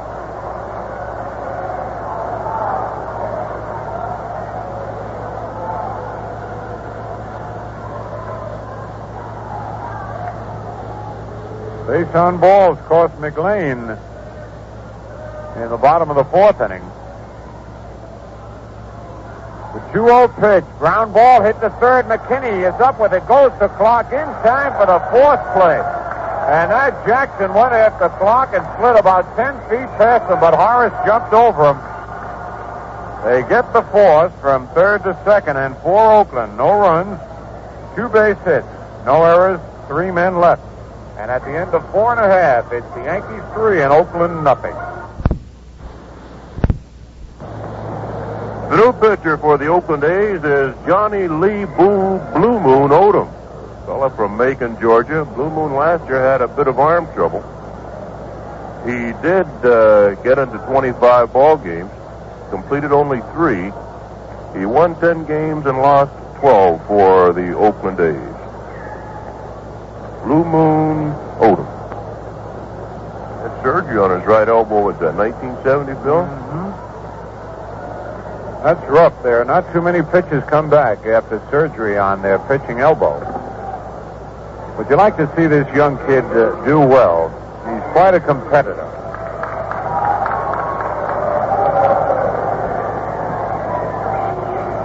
See, he'll be facing Mercer, White, and Alou. Wears number 13 on his back, so he's not the least bit superstitious.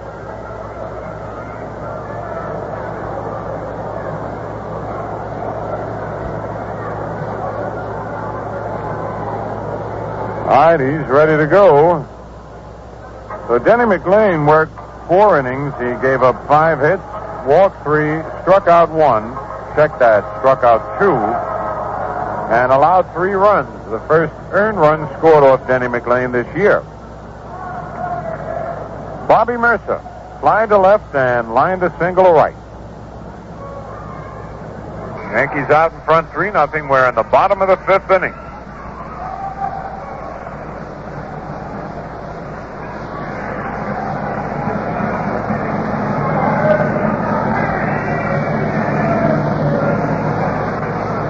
Blue Moon ready. Fastball is low, ball 1. He threw that ball hard.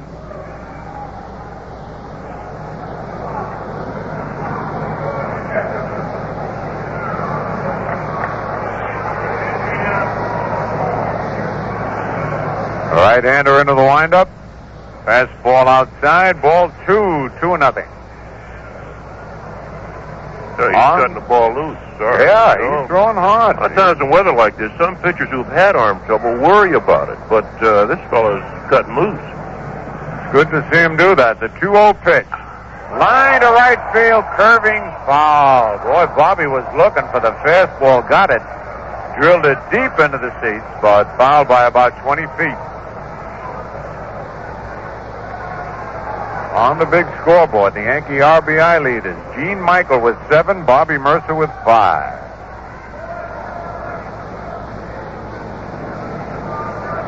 And now Bobby asks for time at the plate. Bottom of the 5th, the Yankees lead 3-0.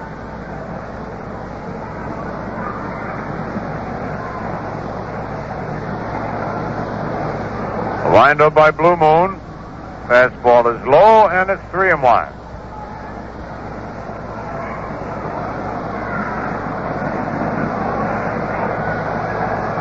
Still no word on Vida Blue.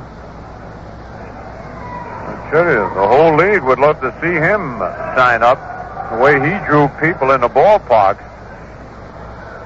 On the road, he had quite a year. Foul to the left of the plate. It's 3-2. Jim Woods, the Oakland announcer, said he was talking to Willie Mays, and Willie has a way to get Blue into the league. He said, why doesn't Blue do the same thing I did with Stoneham? Sign for 50 and borrow 50, pay the 50 back over 10 years, but don't make any payments on the last 50. How do you like that? The payoff pitch. Strike 3 call. Bobby Mercer called out on strikes. So Blue Moon Odom, first man he faces, the tough Mercer. He strikes him out, and now Roy White bounced to first and fly to left.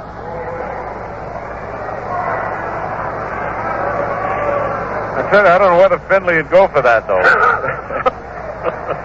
Evidently Stoneham did. Yeah. All right, one out.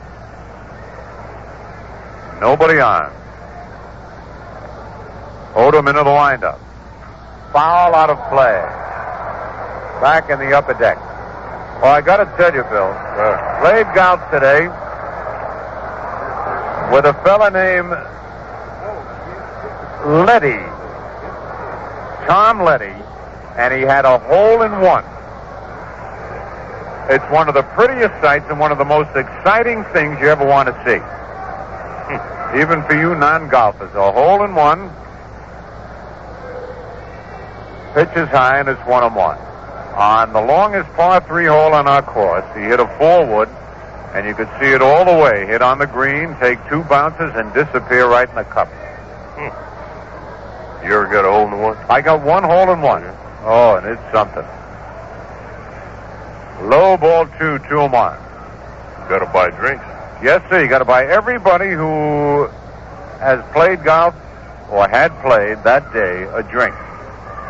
But it really doesn't cost you because everybody puts up $1 and you get whatever the pot is. You got about $240. Not bad. In case the Internal Revenue's listening in, that pitch low inside, ball 3. 3-1. I want to tell you what was so tough about it. He was not my partner. He got a shot. He got a stroke on that hole, so he had 0 for the hole. How can you beat that? You can't even tie it. Cost me a few bob, but I was very happy. Had a couple of Dr. Peppers, and that was it. Ground ball to first base. Epstein up with it. Runs over, makes the play, unassisted, and there are 2 away.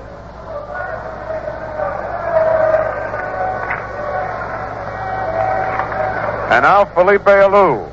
Slide to center and foul to the catcher.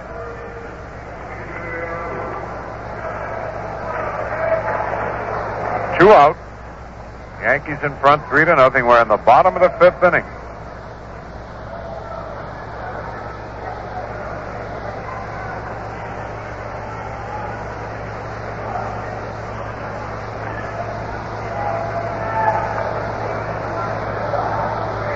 On deck, Johnny Callison. Pitch is low inside, ball 1.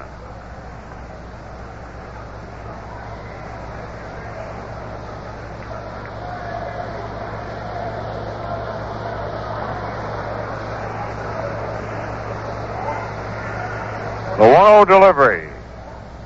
A little bit high, ball 2, 2-0.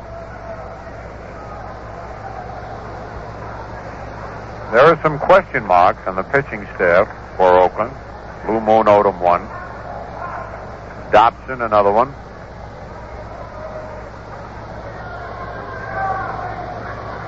Two-0 pitch fouled again. It got Luciano.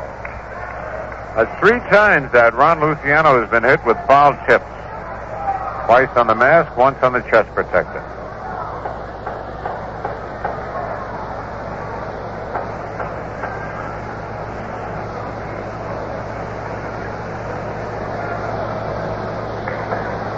Dave Duncan gives the sign to Odom. His pitch is fouled back in the upper deck and out of play, and the count is even at 2-2.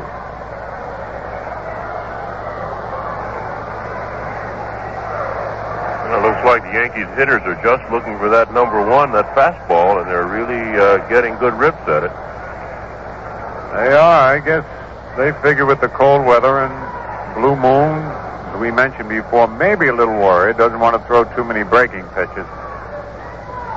A little chilly here tonight. Denny McLean was blowing on his hand, going to his mouth just about after every pitch. The 2-2 pitch, just outside, and another blazer that time. It's 3-2. Well, you know Felipe will be looking for the fastball here. 3 balls, 2 strikes, 2 outs. Odom line. Fastball is low and inside, and Alou gets a walk. This is the New York Yankee Baseball Network. We pause now for station identification. This is Steve Fitz, your contact host. Call us weeknights from 8 to midnight here on the fresh air sound of Radio 81 WGY Schenectady.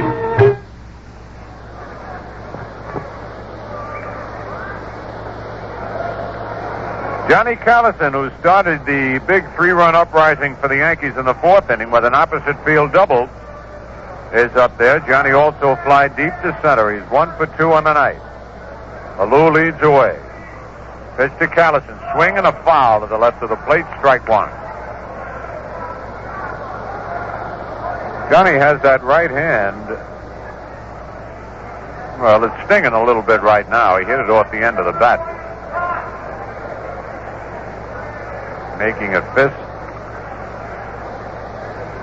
It's the kind of night you got to hit him right on the trademark. Fastball pulled. He got that one on the trademark, but just fouled down the right field line. 0-2.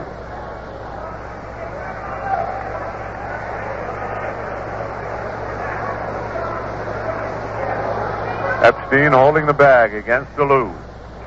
Yankees with all 3 runs in the 4th on the 3-run homer by the stick, Gene Michael.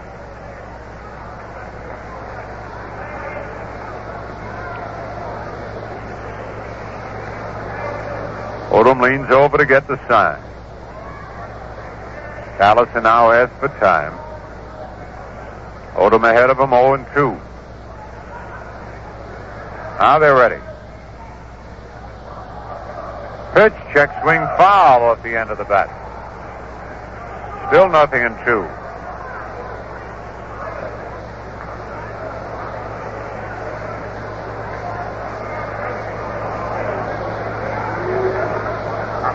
Oh, another new ball thrown out to Odom.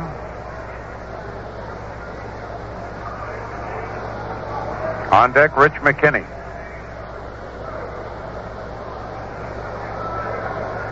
Odom is ready. Checks Alou.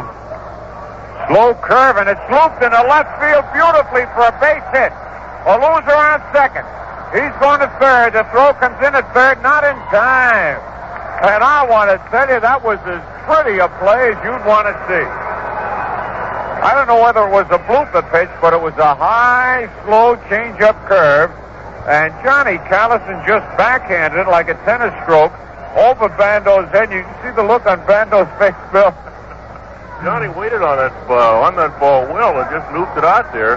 Usually on a pitch like that, if you're trying to pull the ball, you're out in front. You either pop it up or hit it on the ground at second base. So when you can handle a pitch like that after being thrown so many fastballs and still wait and hit it out there, your timing is coming around pretty good. That's for sure. So the Yankees have runners at first and third. And I tell you, Felipe hasn't lost any speed because Rudy made a great throw in the third, but Alou kept going and slid in safely. Now Rich McKinney bounced to third and walked. Pops it up. The catcher, Dave Duncan, in foul territory, coming back near the screen. Makes the catch.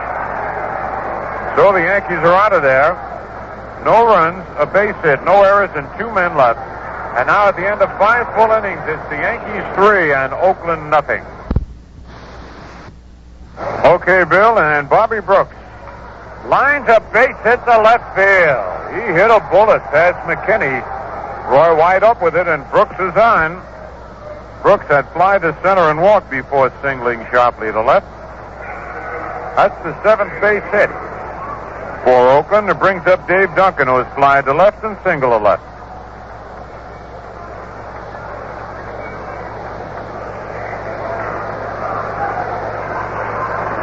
Yankees leading 3-0, top of the 6th. Stretch by Mike. His pitch fouled back off the screen. Strike one.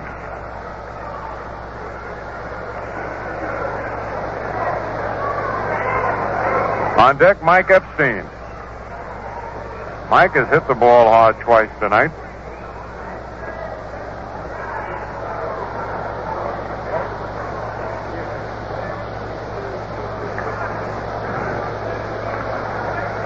Bobby Brooks leading off first. Alou playing in back of the runner. High and outside, 1-1. And we're going to get some action now in the Yankee bullpen.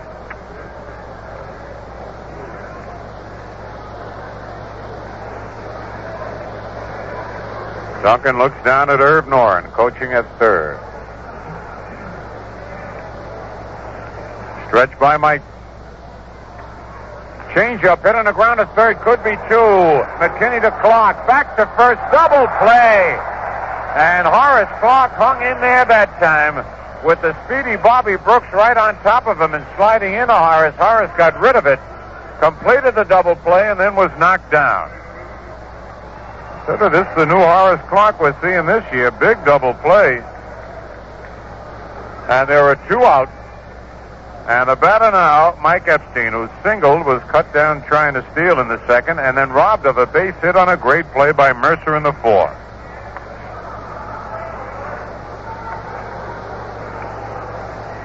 Side armor to Epstein in there, strike one call.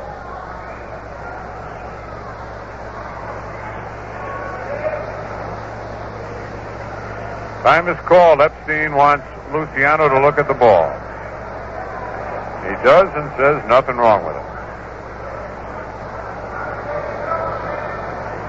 Yankees still leading 3-0.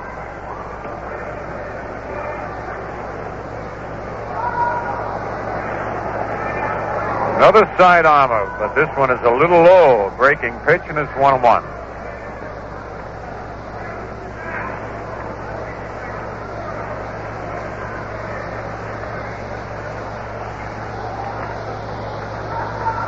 One pitch outside, 2-1. On deck, Larry Brown.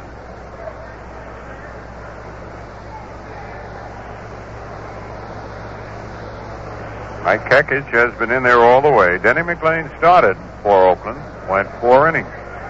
There's a fastball right down the middle, 2-2.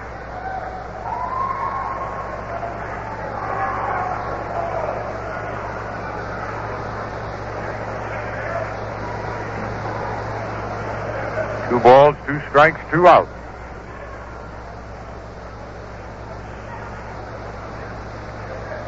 Kekich into the windup. The side armor, curve, pull foul outside of first. Knocked down by Alou. Epstein hung in there that time as Kekich came by the way of first base.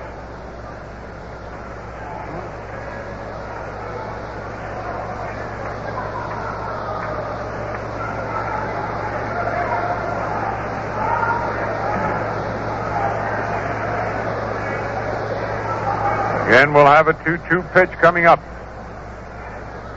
Here it is, and it's a curve, low, 3-2.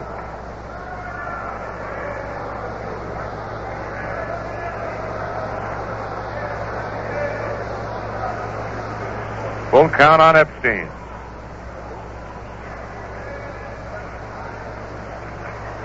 Mike rocks back. Fastball hit on the ground hard. Base hit to right field. Epstein has done very well against the left-hand pitcher tonight. He's hit the ball hard 3 times, 2 base hits. And that's base hit number 8, so you can see how important that double play was now. Just as Michael's fielding play in the 5th inning was. And here's Larry Brown, who was robbed of that base hit in the 5th and bounced out to Michael his first time up, 0 for 2.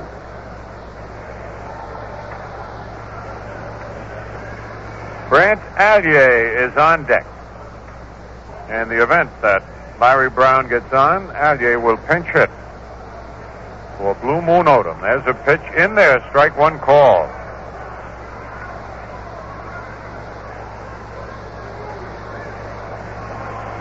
Two men are out. Yankees leading 3-0 in the top of the 6th.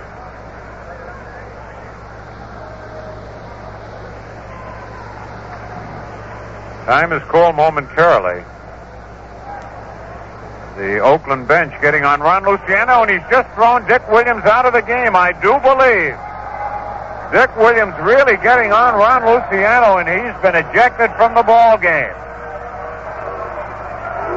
And Dick Williams, who has really let his hair grow long, like some of his ball players, was getting on Luciano, and Ron said, That's enough, and Williams kept talking, and Luciano waved him out.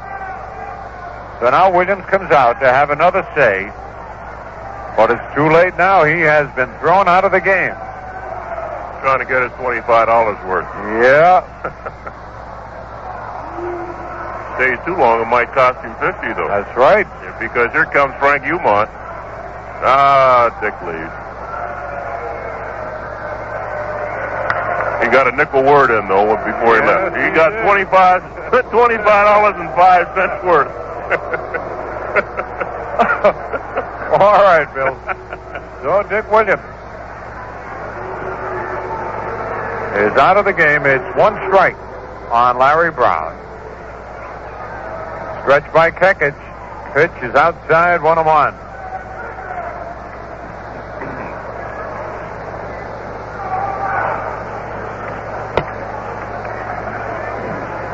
One ball, one strike.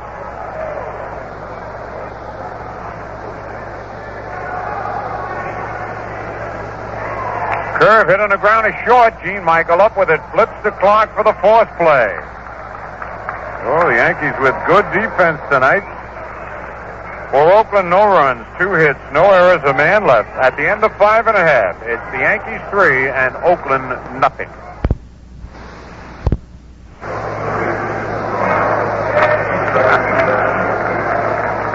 Well, Bob Fischel just informed us, Bill, that that's Williams' second ejection of the season, so that's going to cost him more than $25. Looks like that kind of a year. Here he is, the hitting star for the Yankees, Gene Michael. Bounced to second his first time up, but in the 4th inning with 2 men on, he homered into the right field seat for all 3 runs, and Gene takes a pitch low, ball 1.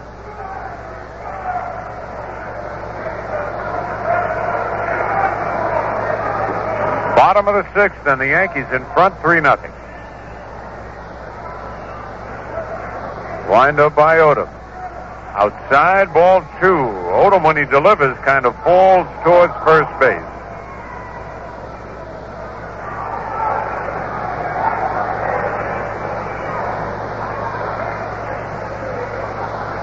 Here's the 2-0 pitch. Right down the middle, strike called. 2-1 on deck, Mike Kekich.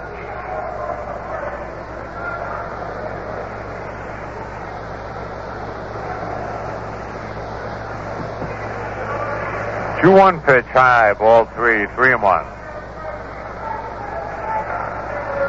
Oakland out hitting the Yankees 8-6. But as we told you, the big home run by Michael accounting for all 3 runs. The 3-1 delivery, Gene taking all the way. It's low, ball 4. Second walk given up by Odom. And now Mike Kekich up, and his job is to advance Michael to second with a sacrifice bunt. Epstein comes over now to talk with Blue Moon. You know, with Larry Brown in there, Bill, I wonder if they'll try the play they tried last night with the second baseman Green coming in. I doubt it. Be Brown. Brown is not nearly as quick as Dick Green. I imagine Epstein will come in and Brown will go over and cover first. You got to be quick to do that. They're creeping in, and Kekich bunts it hard to Epstein. They're going to go to second, and it's going to be late, and oh, he called him out. Holy cow, did he miss that play? Jim Odom. Michael had slid, his foot was on the bag. It was a bad throw high into the inside part of the bag, and Campaneris had to reach for it. Gene had beaten the play, but Odom called him out. So it goes as a 4th play from 3-6. Epstein got in there quickly, but did not make a good throw. And Gene Michael, with a good jump and a burst of speed, was in at second base. One away. Horace Clark, the batter. Horace has walked twice and fly to center.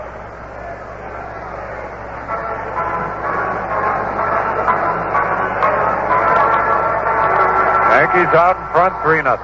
Kekich with the jacket on at first. Standing in front of Epstein there. The stretch and the pitch outside, ball 1. Hey, Bill White, you know, watching Kekich there, noticed when I was playing, there were some big guys would stand in front of our first baseman on a play like this. Didn't that bother you a little bit? You'd move and he'd move. Right, it does. You can't see well. All right, the 1-0 delivery. Low ball 2-0.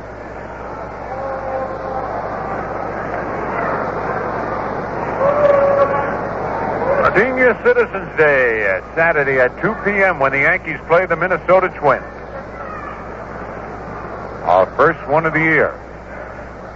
2-0 pitch outside, ball 3-0.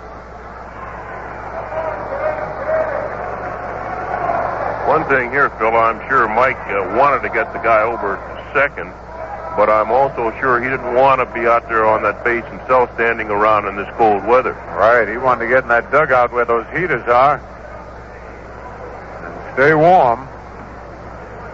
3-0 on Horace Clark. He'll be taken all the way.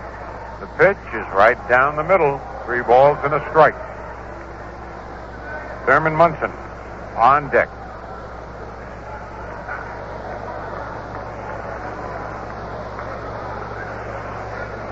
Ready for the 3-1 pitch. It's right in there. Strike 2. 3-2. Oh, let's see if Mike will be off and running. Only 1 out. We're not paying too much attention to him there at first base. The stretch. He does not go, and the ball is outside. Ball 4. So Odom has walked 2 men in this inning, his third since he came in the ball game in the 5th. Kekic walking slowly to second. Clark is at first. Thurman Munson, who is 2 for 3. Single to left in the first. Single to center in the third, and struck out in the 4th. On deck, Bobby Mercer. Yankees leading 3-0, bottom of the 6th, 1 out.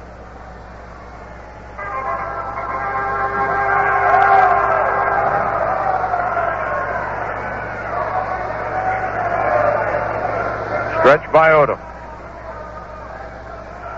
Low with a breaking pitch, ball 1.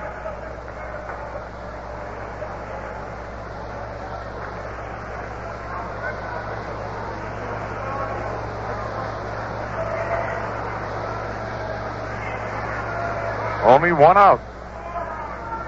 Yankees trying to add to their 3. Odom to the belt.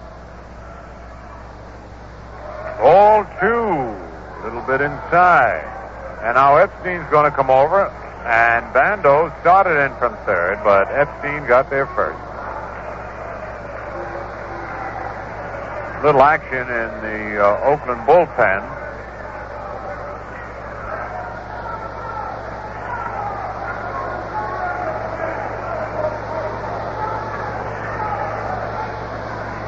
Two balls, no strikes on Munson.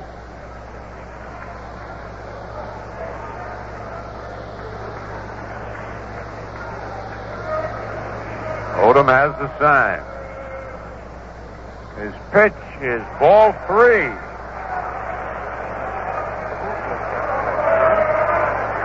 Three balls, no strikes.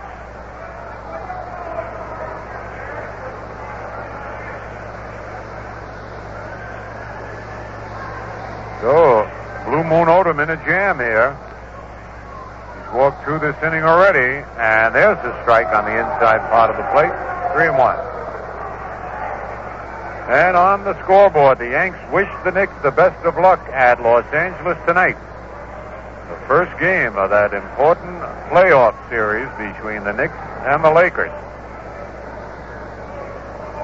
But don't turn on your TVs. Doesn't start till after 10. The stretch and the pitch.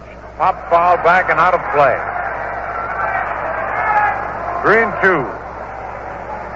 Matter of fact, they might delay the start of that game, I heard on the radio, because President Nixon is going to address the country tonight at 10 o'clock. They delay it too long, they'll be starting the season again. Looks like they start basketball in June now. Yeah. And hockey. Got to wish the Rangers luck, too. They'll be meeting the Boston Bruins count. Throw to second base. Oh, it was a good throw. They'd have had Kekich. They had the pickoff play on. Larry Brown came over, but Blue Moon Odom threw it high, and Kekich was able to dive back in. A lot of times that's a count play. The pitcher will watch the catcher, and when the catcher, or in this case Dave Duncan, sees Brown, the second baseman, in position, he'll maybe give the pitcher a quick fist, and he'll wheel and throw there. All right, the payoff pitch. Line to left field. Rudy digging. He's there and makes the catch. That ball was hit right on the nose. As Munson golfed the low fastball. That Rudy really bouncing around in left field. 2 out. Bobby Mercer, the batter. Bobby has flied to left, single to right, and struck out. These guys have more conferences than anybody. There's Bando out there again with his catcher, Duncan. They do a lot of talking. I guess that's what you need, though, with a veteran ball club. Talk things over. Well, it looks like they've been stalling to get somebody loose out in the bullpen, Bill. That's Bill Posdale, who evidently has taken over for Dick Williams. Williams was kicked out for arguing ball strike count with Ron Luciano.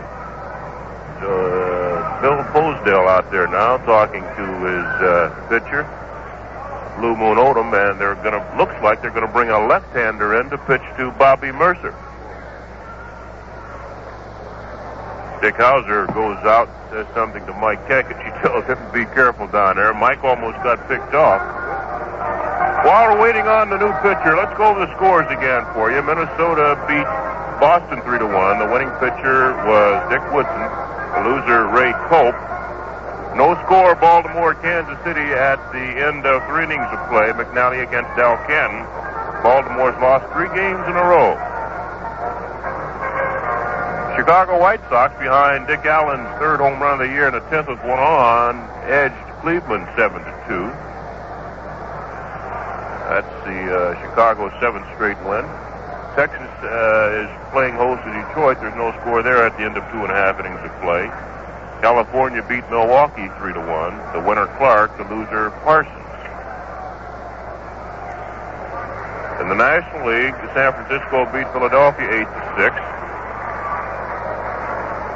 Cincinnati leads Pittsburgh 2-0 at the end of 5.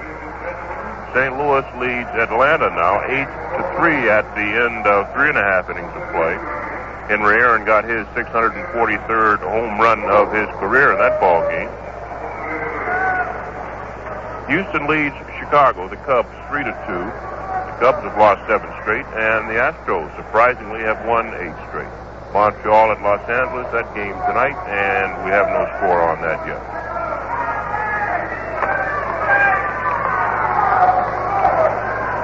And every day or so, we like to tell you about the many ways to buy tickets to Yankee games. There are more than 200 ticket outlets in Yankee Land. First, there is the Yankee Stadium Advance Ticket Office. That's open every day of the season from 9 in the morning until 5 p.m. and until at least a half hour after the close of the game at Yankee Stadium.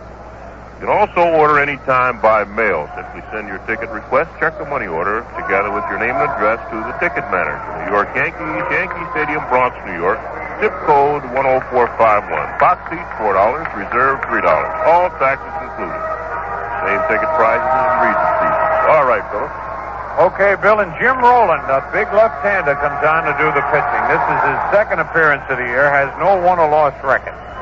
Pitching to Bobby Mercer with runners at 1st and 2nd, 2 out, and the Yankees leading 3-0. Almost a wild pitch. A good play by Dave Duncan as Rowland came side on.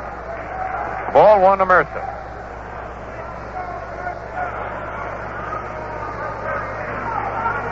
Rowland is 6'2", 200 pounds.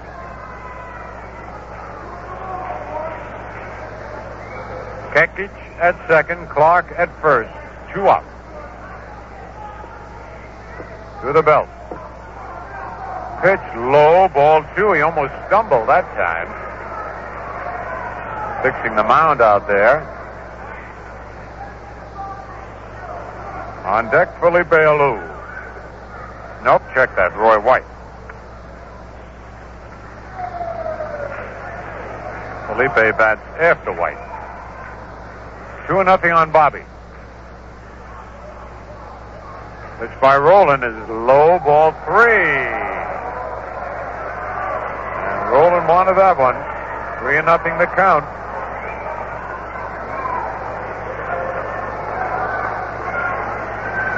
That's the score of the game, too, 3-0. Yankees favor.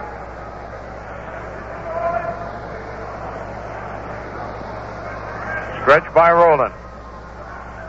The 3-0 pitch. Strike one call, 3-1.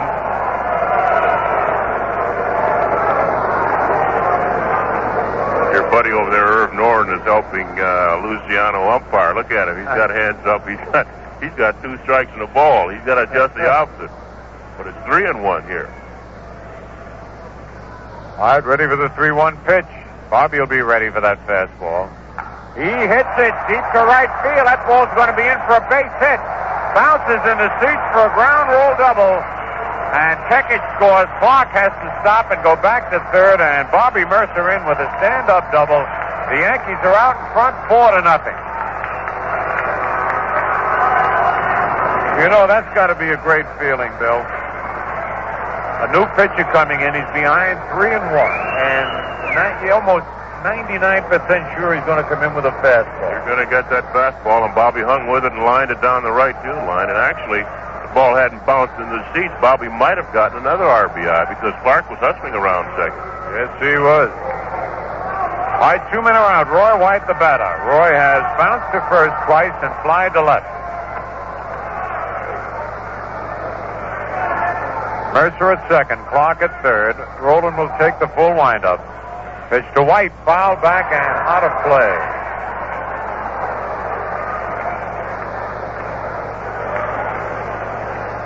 That run, by the way, will be charged to Blue Moon Odom.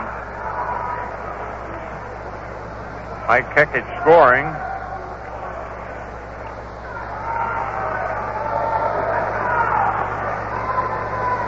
One strike pitch just outside, 1-1. Clark also is the responsibility of Odom.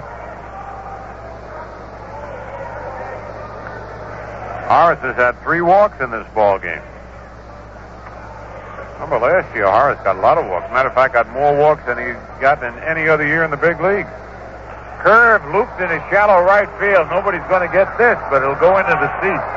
Epstein chases it, but it goes way back into the seats. 1 ball, 2 strikes. Horace now has 5 bases on balls for the year.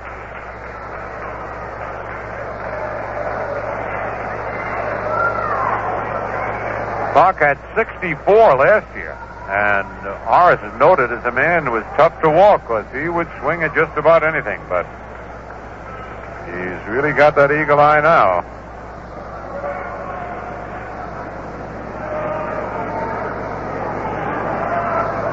The pitch high and outside, and the count's even at 2-2. 2 balls, 2 strikes, 2 out, 2 men on. And at halftime, the New York Nets 63, the Virginia Squires 52. Go Nets on the scoreboard. The 2-2 pitch. Foul over our heads.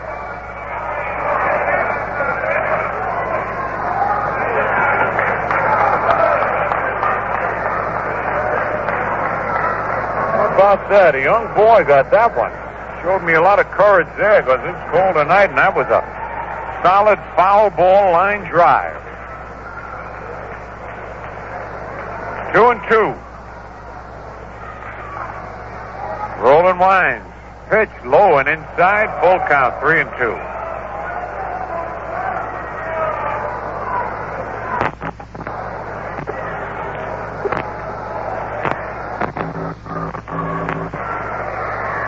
Three balls, 2 strikes. Yankees in front 4-0 in the bottom of the 6th.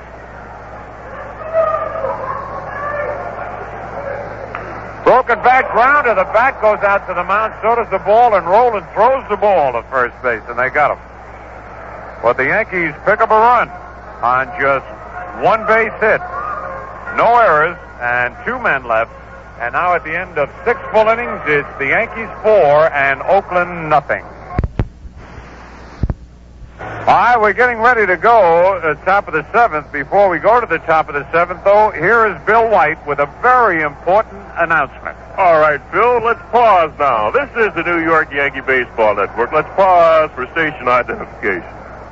This is your Guy High Agents. Join me for your kind of music, weekdays, 3 to 7, here on the fresh air sound of Radio 81, WGY Schenectady.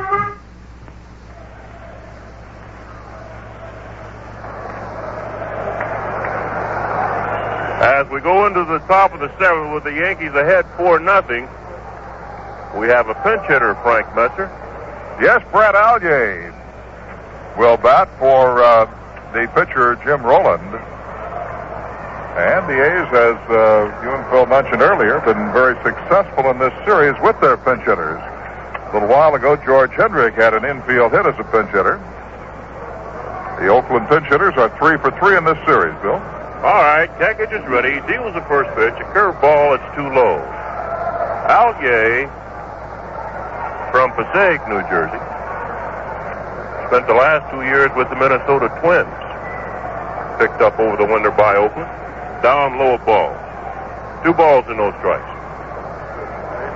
Allier, a big right-handed hitter. He's 6'3", weighs 215. Attended Hofstra College. Looks down at his third base coach, Irv Norn. Kekich is ready now. The 2-0 pitch. Ball 3 inside.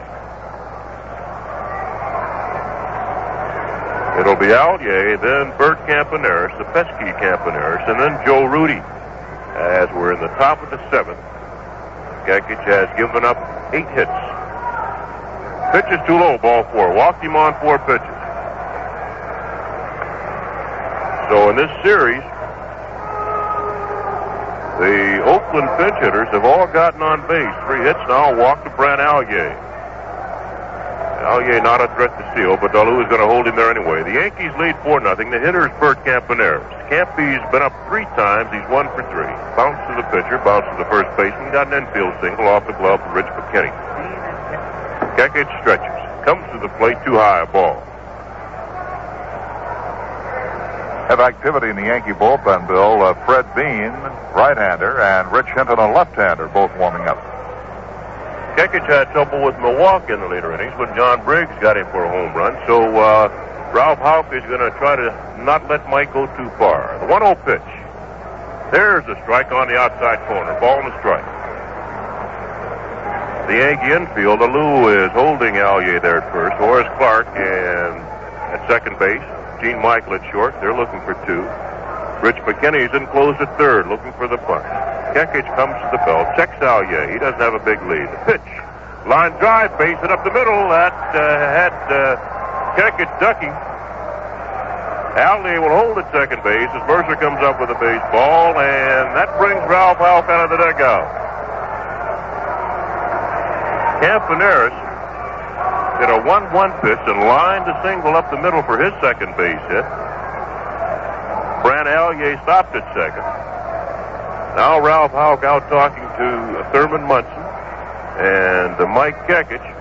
And there's some action out in right field. Ralph's going to leave. He's going to let Kekich stay in there. Joe Rudy's the hitter. Yankees ahead 4-0. Rudy's been up 3 times. He singled to left field his first trip up, popped to the first baseman, a Lou, and he's flied to center field. So he's 1 for 3. One thing about this ball game, Kekich has had good support behind him. Great play by Gene Michael, and a good catch in deep center by Bobby Mercer on Rudy back in the 5th inning. Saved some damage. A double play in the 6th inning got him out of potential trouble. All right, Rudy bats right-handed. No outs. Kekich will stretch. Checks Allier at second. Takes a long look at him. Comes to the plate. A curveball gets the outside corner. Called strike. McKinney backs up just a bit at third base. The outfield plays Rudy straight away. Roy White fairly deep in left field. Oakland now with 9 hits. But as Frank Messer mentioned, the Yankees have come up with some fine fielding plays. Here's the 0-1 pitch to Rudy. Change-ups cut on and missed. No balls and 2 strikes. Had him fooled with a high change. Rudy with an extremely closed hand. Missed the high changeup. And the count runs now no balls and 2 strikes.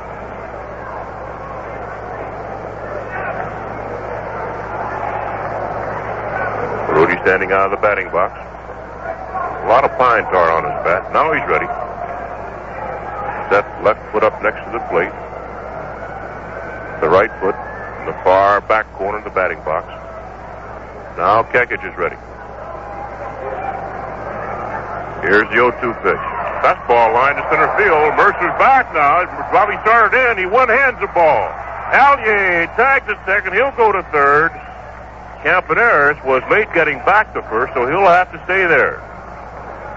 Rudy hit the ball hard. Mercer backed up one-handed it. Alertly threw the ball to second to hold Campaneris at first base as Allier tagged at second and went on to third. 1 out now. Runners at first and third, and the hitter is a powerful Reggie Jackson. Jackson struck out. He's popped up to Clark. Hoss made a fine running catch about 25 yards out in right field there. Right in front of Johnny Callison. And Jackson's walked. So Reggie is 0 for 2. Bats left-handed. Has a quick bat. And Callison plays him deep in right field. Alou is holding Campaneris on at first. Allier leads from third. Pitch. Hits the outside corner, a strike.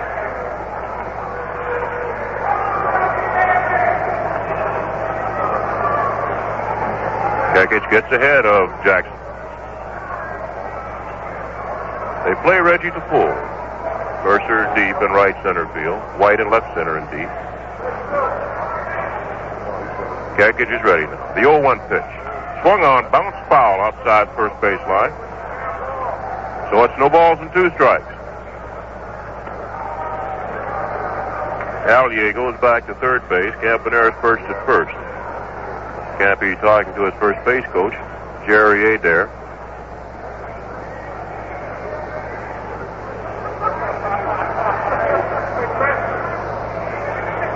Now Kekich looking in at Munson. Mike takes a peek at Allier leading from third, comes to the belt, looks at Campaneris at first. Sidearm curveball, swung on, and this struck him out on 3 pitches.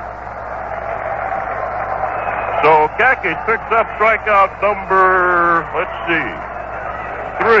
He's gotten Jackson now twice, and that was a big one. So 2 outs and Sal Bando's in. Bando's 1 for 3. He singled to center his first trip, bounced to short, and also bounced into a force out. Sal Bando bats right-handed. He's a tough out, especially with men on base. And he has Allier down at third, Campaneris at first. Yankees still ahead 4-0, top of the 7th.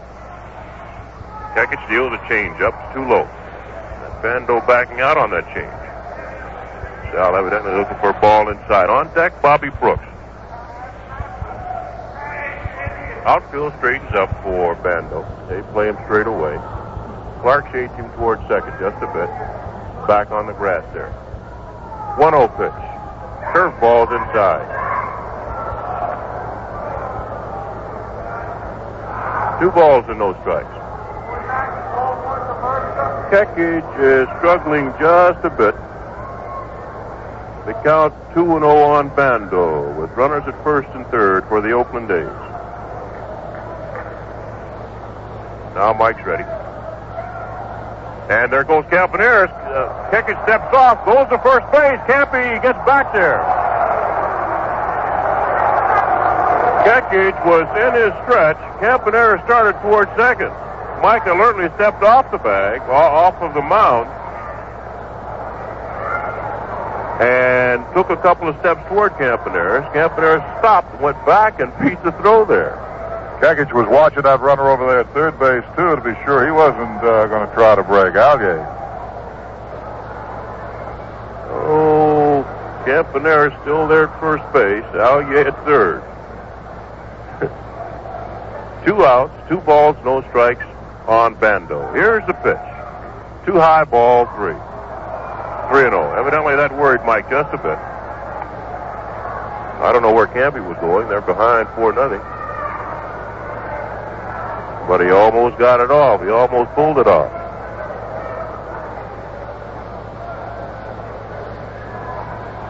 Mike comes to the belt. Here's a 3-0 pitch to Bando. That's a strike right down the heart of the plate. 3-1. Bando takes a look down at his third base coach, Herb North. And Kekich now is ready. Here's a 3-1 pitch. High ball 4. Base is loaded now as Bando jogs down the first base. Campaneris goes into second. Allier down at third. 2 outs, and the hitter is Bobby Brooks, the center fielder. Brooks is 1 for 2. He's flied to center field. He's walked, and he singled to left. This little fellow's about 5'8". Bats right-handed. Ralph Houck looking out over the field. He's been out to see Kekich once this inning. Mike Nowell winds up. Time's called. He wants some rosin. Counts the runners on base. There are 3 out there. Bando's at first. Campaneris at second. Here's the pitch to Brooks. Curveball. 1 hopper to Michael. Past him. Base hit. 1 run scores. Around third base is Campaneris. He'll score easily. Bando holds at second. And the Yankee lead has been cut in half. Brooks with a single past Gene Michael just to his left towards second base, just out of his reach. So Brooks drives in 2 runs. He gets Allier in from third, Campaneris in from second. Bando stops at second. And Oakland picks up 2 runs now. They have 10 hits. The Yankees have 4 runs on 7 hits.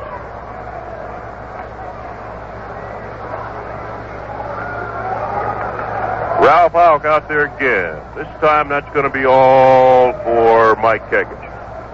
Okay, Bill, you can keep an eye on the bullpen. See who's coming in here. With Dave Duncan up there, I would imagine Fred Bean. And Bobby Brooks, with 1 swing of the bat, gets as many runs batted in as he had all season. Say, you know, every day or so we like to tell you about the many easy ways to buy tickets for Yankee games. There are more than 200 ticket outlets in Yankee Land. First, there is Yankee Stadium's advance ticket office, open every day of the season from 9 in the morning to 5 in the afternoon, and until at least a half hour after the close of a game that's played at Yankee Stadium. Now, you can also order anytime by mail. Simply send your ticket request, check, or money order with your name and address to Ticket Manager, New York Yankees, Yankee Stadium, Bronx, New York, zip code 10451. Box seats are priced at $4, reserved seats at $3, all taxes included, the same ticket prices as in recent seasons. Now, please add 25 cents to your total order to cover mailing and handling costs. You can also buy tickets over the counter at the popular Yankees Ticketron ticket office, located on the mezzanine Vanderbilt Avenue entrance of the Grand Central Terminal, overlooking the main information center. The Grand Central Ticket Office is open Monday through Friday from 8:30 a.m. to 6 p.m. and until 4 p.m. on Saturday. It is not open Sundays. Fred Bean is the new Yankee pitcher, to bring you right up on that development.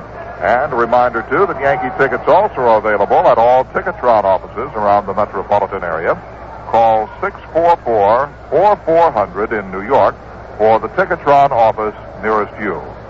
Tickets also are available at the offices of the North Jersey Automobile Club in Oradell, Patterson, and Jersey City. Yankee tickets also can be purchased from any of the 62 Avco Financial Services offices in the New York area and at Welcome Aboard Vacation Centers, 144 West Main Street, New Britain, Connecticut, and G. Fox Shopping Center, Meriden, Connecticut. G. Fox and Company, Main Street in Hartford, Connecticut, also has Yankee tickets. Well, the slender right-hander Fred Bean, who generates a lot of power from a small frame, comes on to pitch for the New York Yankees.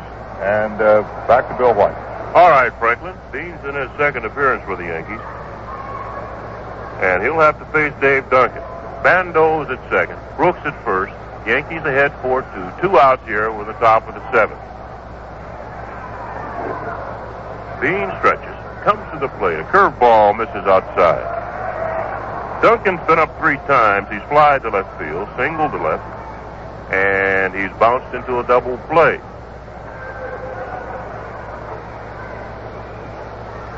Dave has power. He has 2 home runs this year. Bando takes a big lead down at second. He'll be checked by Bean. Takes a long look at him. Delivers a slider. Gets the plate. 1-1.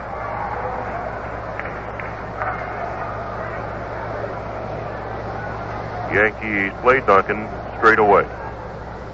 White in left, Mercer in center. Johnny Callison out in right field. Now the stretch. The runners lead. 1-1 pitch. Curveball fouled off. That hit Duncan on the toe. Went out in fair territory. Munson bounced on it, but the home plate umpire, Ron Luciano, immediately stopped play, so the count's a ball and 2 strikes on Duncan. Now McKinney moves back at third, just a bit. Sal Bando down at second. Bobby Brooks at first. The count, 1 ball and 2 strikes on Dave Duncan. Duncan cocks that bat over his right shoulder as Bean looks in at Munson. Now the little right-hander's ready. 1-2 pitch. Curveball hit up in air left field. White's digging in for it. Now he has the range, waits on it, and has it for the 3rd out. So Fred Bean comes in and pitches to Dave Duncan, and he gets him on a little lazy, lofty fly ball to left field. But Oakland picked up 2 runs on 1-2 hit. There were no Yankee errors and 2 A's left on base. At the end now of 6.5 innings of play, the New York Yankees 4, the Oakland A's 2. Tomorrow, the Yankees are looking for a good day to go up to West Point and play the Cadets up at the U.S. Military Academy. And then for the weekend, they'll be right back here at Yankee Stadium to meet the Minnesota Twins Friday night at 7:30, Saturday afternoon at 2 o'clock, and the big Camp Day doubleheader Sunday starting at 1. Chance for you to come out and see Harmon Killebrew, Rod Carew, Cesar Tovar, and the rookie home run sensation Bobby Darwin. Now, Darwin is a rookie, true, but I think he's like a 29-year-old rookie. He was around, what was it, Bill White, the Dodger organization as a pitcher for several years? I believe so, right, Frank? And now he is converted to the outfield. And, he had a sensational spring with the Twins down in Florida. I'm looking forward to seeing him. We hope you'll be out here. That's this weekend, the Yankees and the Twins. All right, Franklin, it'll be a Lou Callison McKinney in the last of the 7th as the Yankees carry a 4-2 lead here.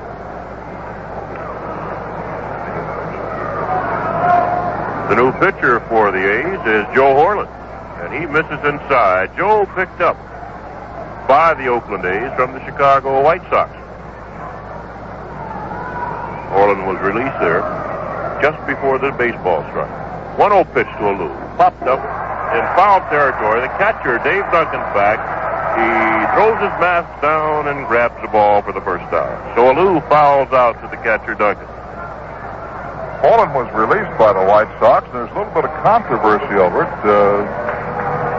But I was talking to Joe before the ball game tonight, and he feels this could be quite a break for him to be released by Chicago and picked up by the Oakland A's, coming to a club that, is figured to be more of a contender really than Chicago. Now he pitches to Johnny Callison. Down low ball. Callison's been up 3 times. He's 2 for 3. He flied deep to center field. He doubled down the left field line, and he singled to left field. So John's been going to the opposite field. Portland's ready. 1-0 pitch to Callison. Curveball, loop to left field. That's going to curve foul. Bando's after it, so is Campaneris, but it gets back in the seats. So the count's 1-1 on Callison. Horland, of course, excited about being with another ball club, especially when he was out of work there for that brief time. But he said you can't count the White Sox out. He said they're going to have a good ball club this year, and they could make their presence very much felt. Well, they already have made their presence felt.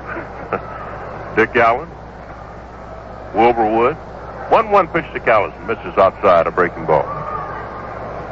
They had Chuck Tanner has done a great job of molding that ball club, that young club. They've got Carlos May. I think they'll be in here in June sometime.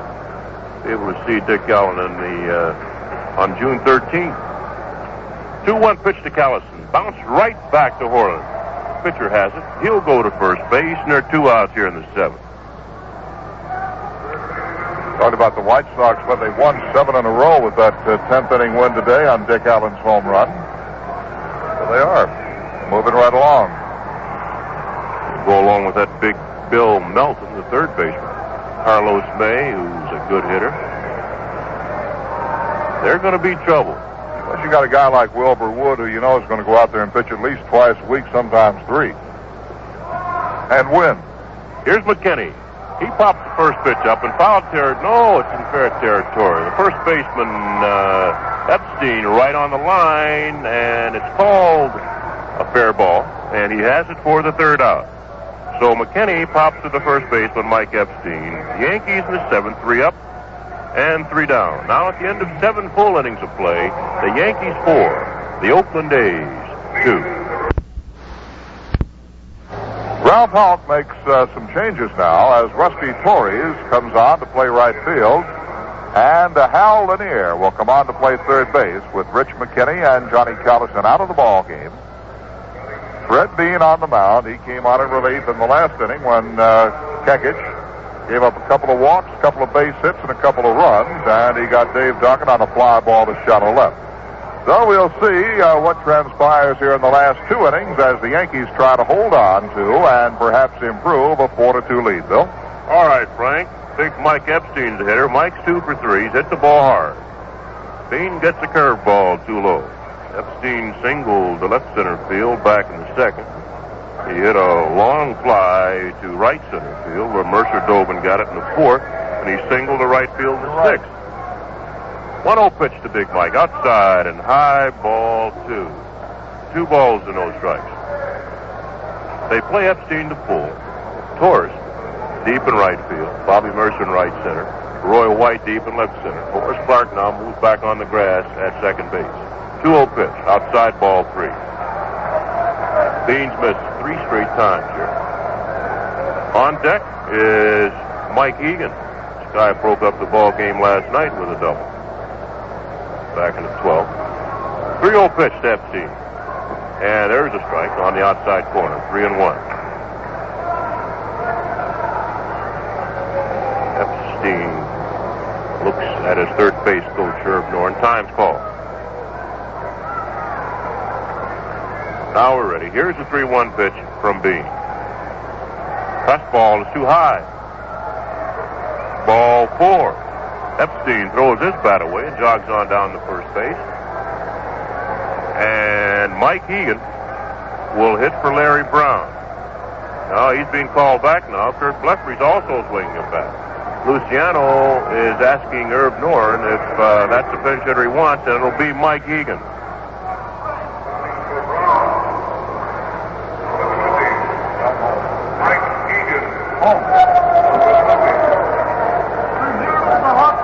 Egan's double last night won the ball game for the A's. You know, Yankee bullpen coach Jim Egan was asked by a couple of the reporters how he felt about it. He said, well, I'll tell you, last year, he said we had the perfect situation. He said Mike came up in a similar situation, got a base hit, but Bobby Mercer threw the runner out at the plate. First pitch to Egan's a breaking ball, too low. 1 ball and no strikes. Egan bats left-handed. He's pinch hitting for Larry Brown. Yankee pitchers haven't gotten the Oakland pinch hitters out so far this season. Epstein leads with Lewis playing behind him. That breaking ball gets a plate. 1-1. On deck is Kurt Bleffery. Would call him Plank, but he doesn't like to be called Plank. Bean looking at it much. He comes set. Checks Epstein. Curveball, cut on and missed 1 and 2.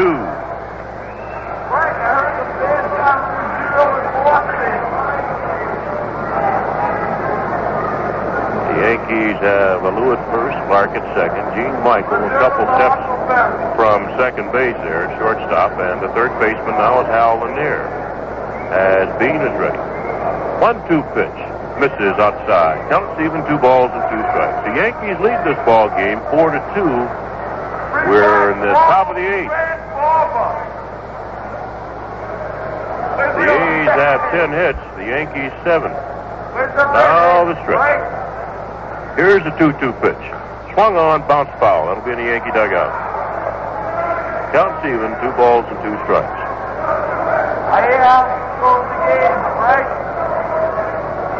Bean now on the backside of the mound. Rubs the ball up. This fella doesn't use much rosin. Of course, as cold as it is, rosin won't do you any good out there.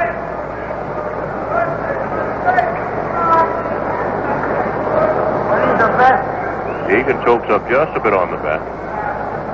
Here's the 2-2 pitch. Misses outside. Full count now to Egan. Epstein at first base. He's looking around for a sign. See, well, he will move now with the Yankees ahead 4-2. Now we're ready. Epstein leads. He's not running. Curveball is fouled off. Breaking ball with 3-2 pitch. He has quite a bit of confidence in his ability to get the ball all over the plate.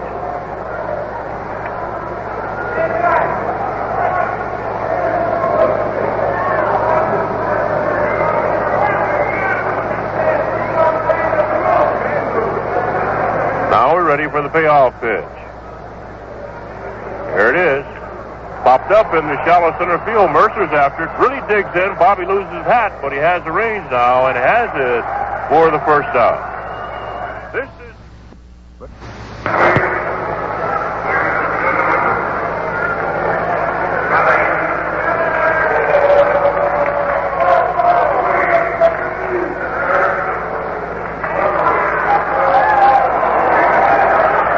That's the first time the Yankees have gotten an Oakland pinch hitter out. Here's another one, Kurt Blefary. Bleffery's 1-for-1 this series as a pinch hitter, isn't he, Frank? Yes, he is. He swung on the first pitch last night. I asked him after the game. I ran into him and said, when did you start swinging at the first pitch? And he said, when I was come up as a pinch hitter with my hands cold. Kurt batting left-handed. Epstein leads. Pitch is too low, ball. Alou is not holding Epstein at first base. The Yankees enjoy a 2-run lead, and they're winning 4-2. There's 1 out. And they play Blefary to pull. Too low. He started at a breaking ball, held up.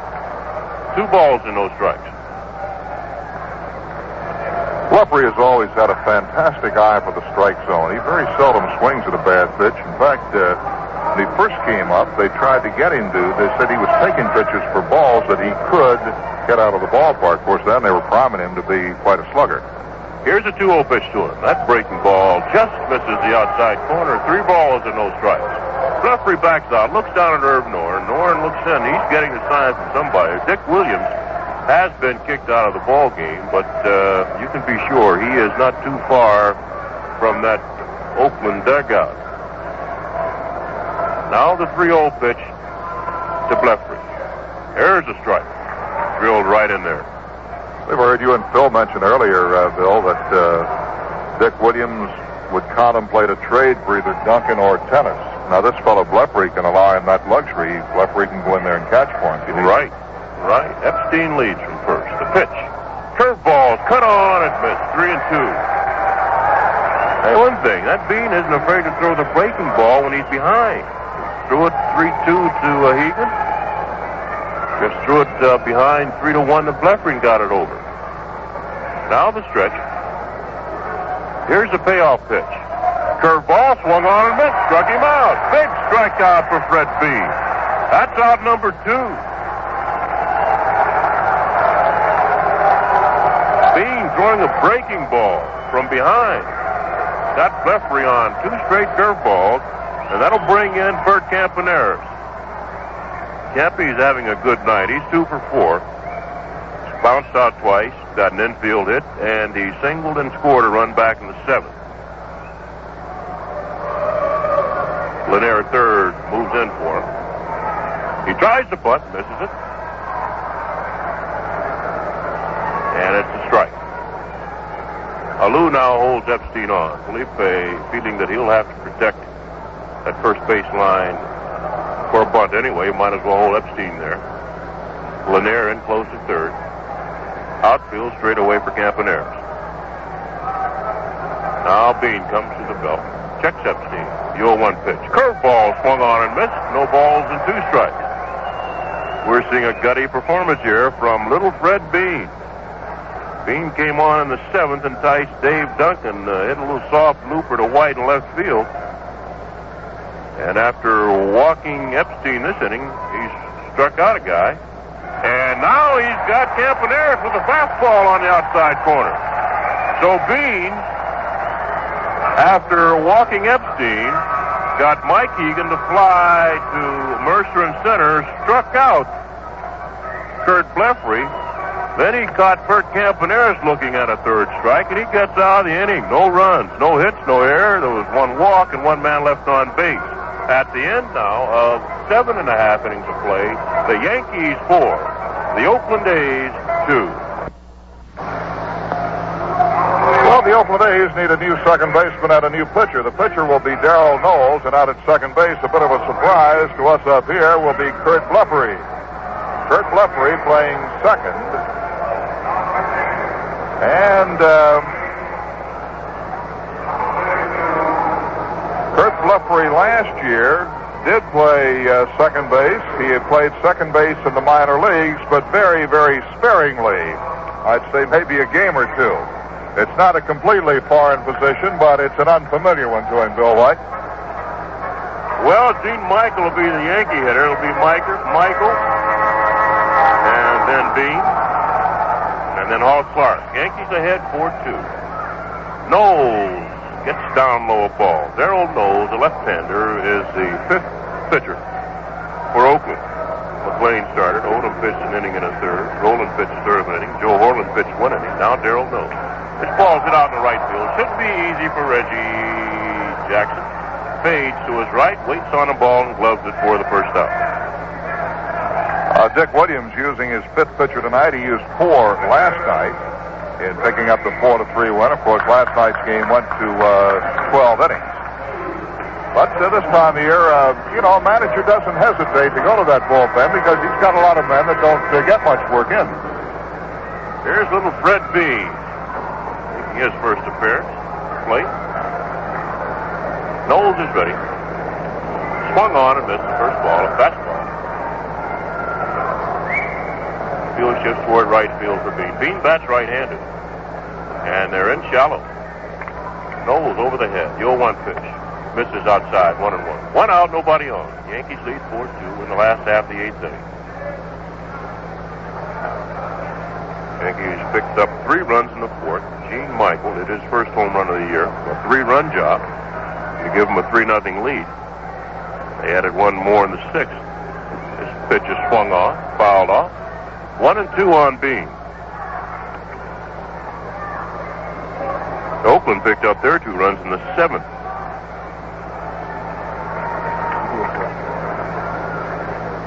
Also got rid of Mike Kekich in the 7th. This ball bounced foul outside the third baseline. Still a ball and 2 strikes. Bean came on, and he's done a heck of a job.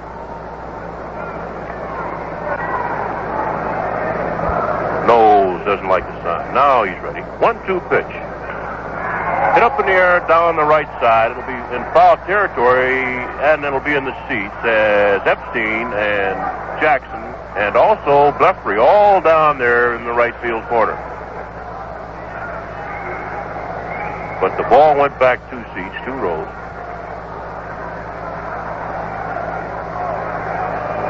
The A's infield now has Epstein at first. Kurt Blefary, who pinch hit last inning, stayed in the ball game. He's down at second. Now we're ready. 1-2 pitch to Bean. Swung on and missed. Struck him out.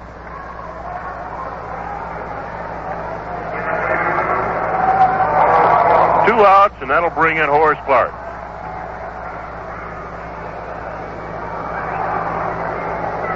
House batting right-handed against Snow.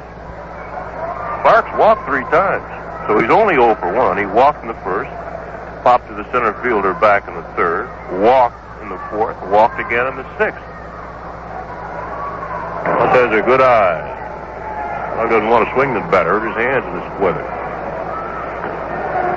That gets the outside corner. Strike. Outfield straightens away for Clarke. The 0-1 pitch. Swung on, looped to right field. Jackson's there. Comes in now and one-hands the ball. Reggie got a slow start on that ball, but once he picked up speed, he picked it up full tilt. So that's it for the Yankees in the 8th. No runs, no hits, no errors, and nobody left. At the end now of 8 full innings of play, the New York Yankees 4, the Oakland A's 2.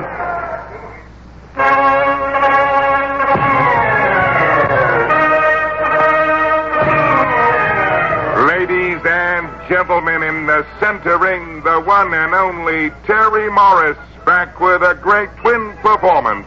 Terry Morris, Ford and Mercury, your double good auto dealer. 2 great lines of cars, 2 outstanding locations. Morris, Ford and Mercury, Route 50 at Burnt Hills, and Route 50 in downtown Ballston Spa. Yes, Terry Morris is back with the square deals you remember and the service you already expect with the Terry Morris name. As always, Morris gives you more. Prices like these: 1972 Mavericks, $19.95. 72 Pintos, $18.15. 72 Torinos, $23.25. 72 Mustangs, $24.55. See why everyone is excited? Terry Morris is back. See Ford's newest twin dealer, Morris Ford and Mercury, 1 mile north of the Burnt Hills traffic light on Route 50 and Milton Avenue in downtown Ballston Spa.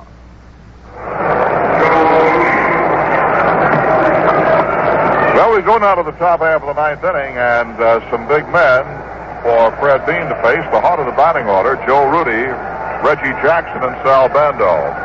Minnesota over Boston 3-1. Baltimore and Kansas City still scoreless in the 5th inning.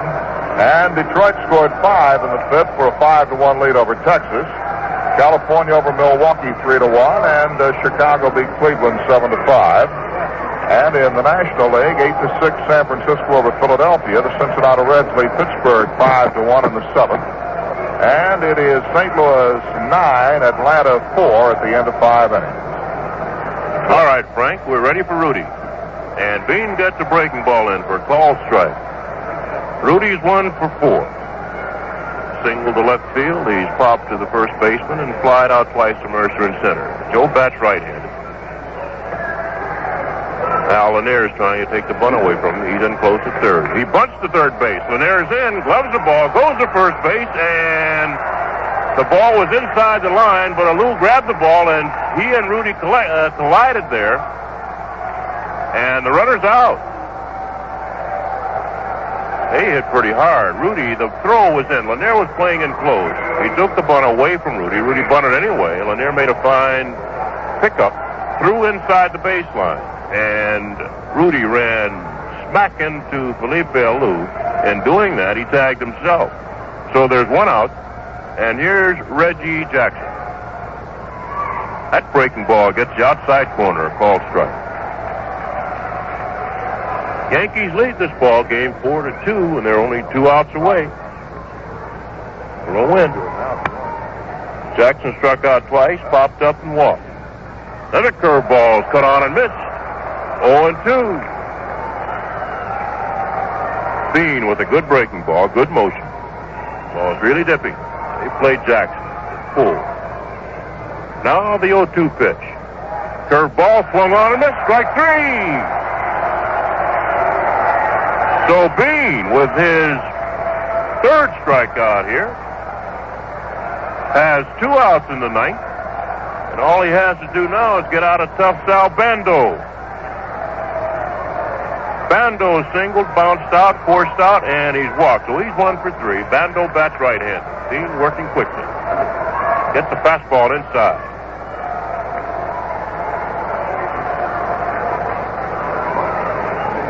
Yankees lead 4-2. With 2 outs and nobody on. Top of the 9th. Curveball misses outside. 2 balls and no strikes.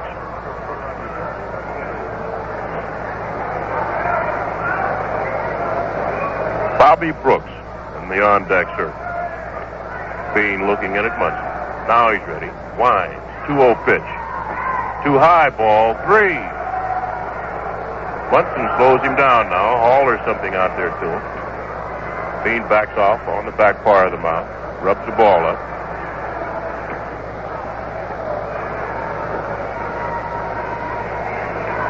Here's a 3-0 pitch. And it's a strike on the inside corner. 3-1. Now this fella is showing some kind of guts here. He'll throw the breaking ball from behind. 3-1 pitch. Strike 2 call. Bando taking all away. Fred Bean now 1 pitch away from a save. See what happens. Bando's waiting. Now we're ready. Here's the 3-0-2 pitch. Curveball driven to left field. That should be easy for White. Roy's back about 5 steps, waits on the ball, and cradles it in his glove, and this ball game is over. Fred Bean being congratulated out there by Thurman Munson. For Oakland in the 9th inning, 3 men up and 3 men down. Frank Messer will give you the wrap-up, but the final here, the New York Yankees 4, the Oakland A's 2.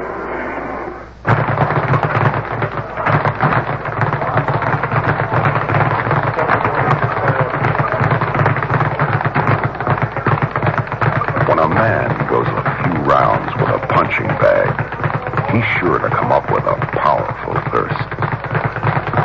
A more than 1 beer thirst. When this workout's over, he'll be good for a couple of beers at least. That's why he'll be good for Schaefer.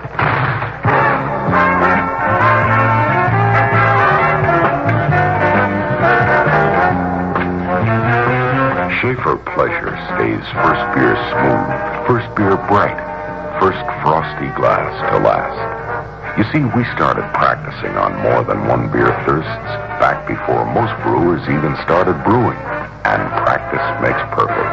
Schaefer is the 1 beer to have when you're having more than 1.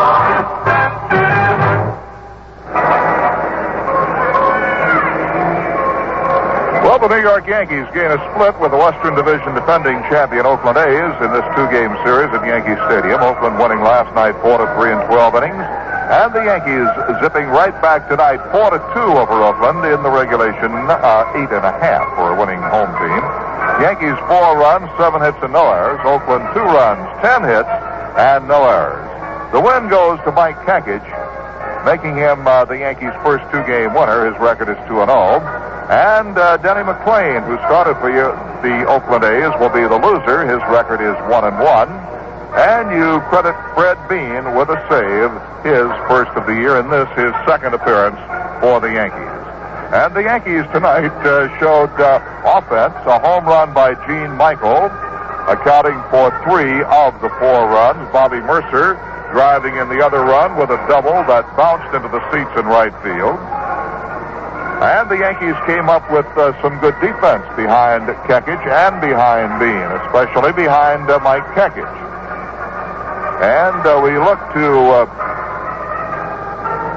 Bobby Mercer in the 4th inning, who made a spectacular catch on Mike Epstein with runners at 2nd and 3rd.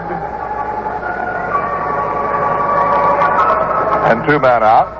Prior to that, Horace Clark had made a fine catch on Reggie Jackson. Horace going way back into right field. And then Mercer's catch on Epstein in the 4th inning. Also, a fine defensive play by Gene Michael in the 5th on Larry Brown. Michael going deep to his right, came up with Brown's ground ball way back in the hole, turned around and threw him out. And that was a big play because the Oakland A's then got two infield hits, a long fly ball to center field off the bat of Joe Rudy that was caught. A double play backed Kekich up in the sixth inning after a leadoff single by Bobby Brooks. Duncan hit the ball down to third baseman Rich McKinney, and he turned it into a third to second to first double play. That DP was a big one because then Epstein got a base hit to right, but he was forced by Larry Brown.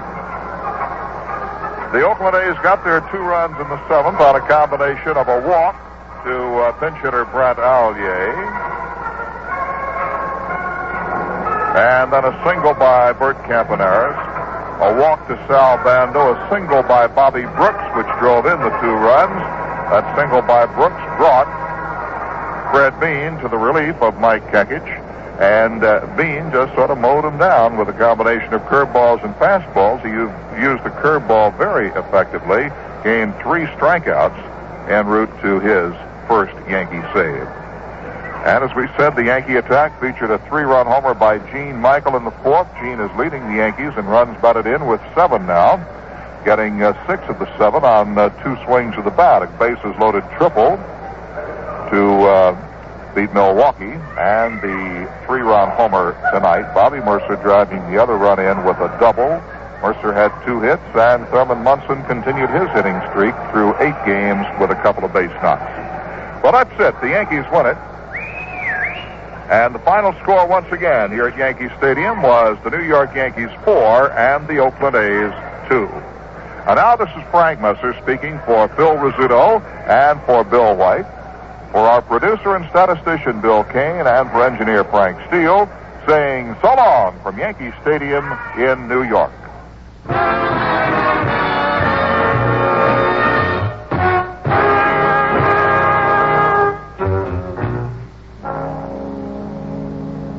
This is WGY Schenectady, New York, and it's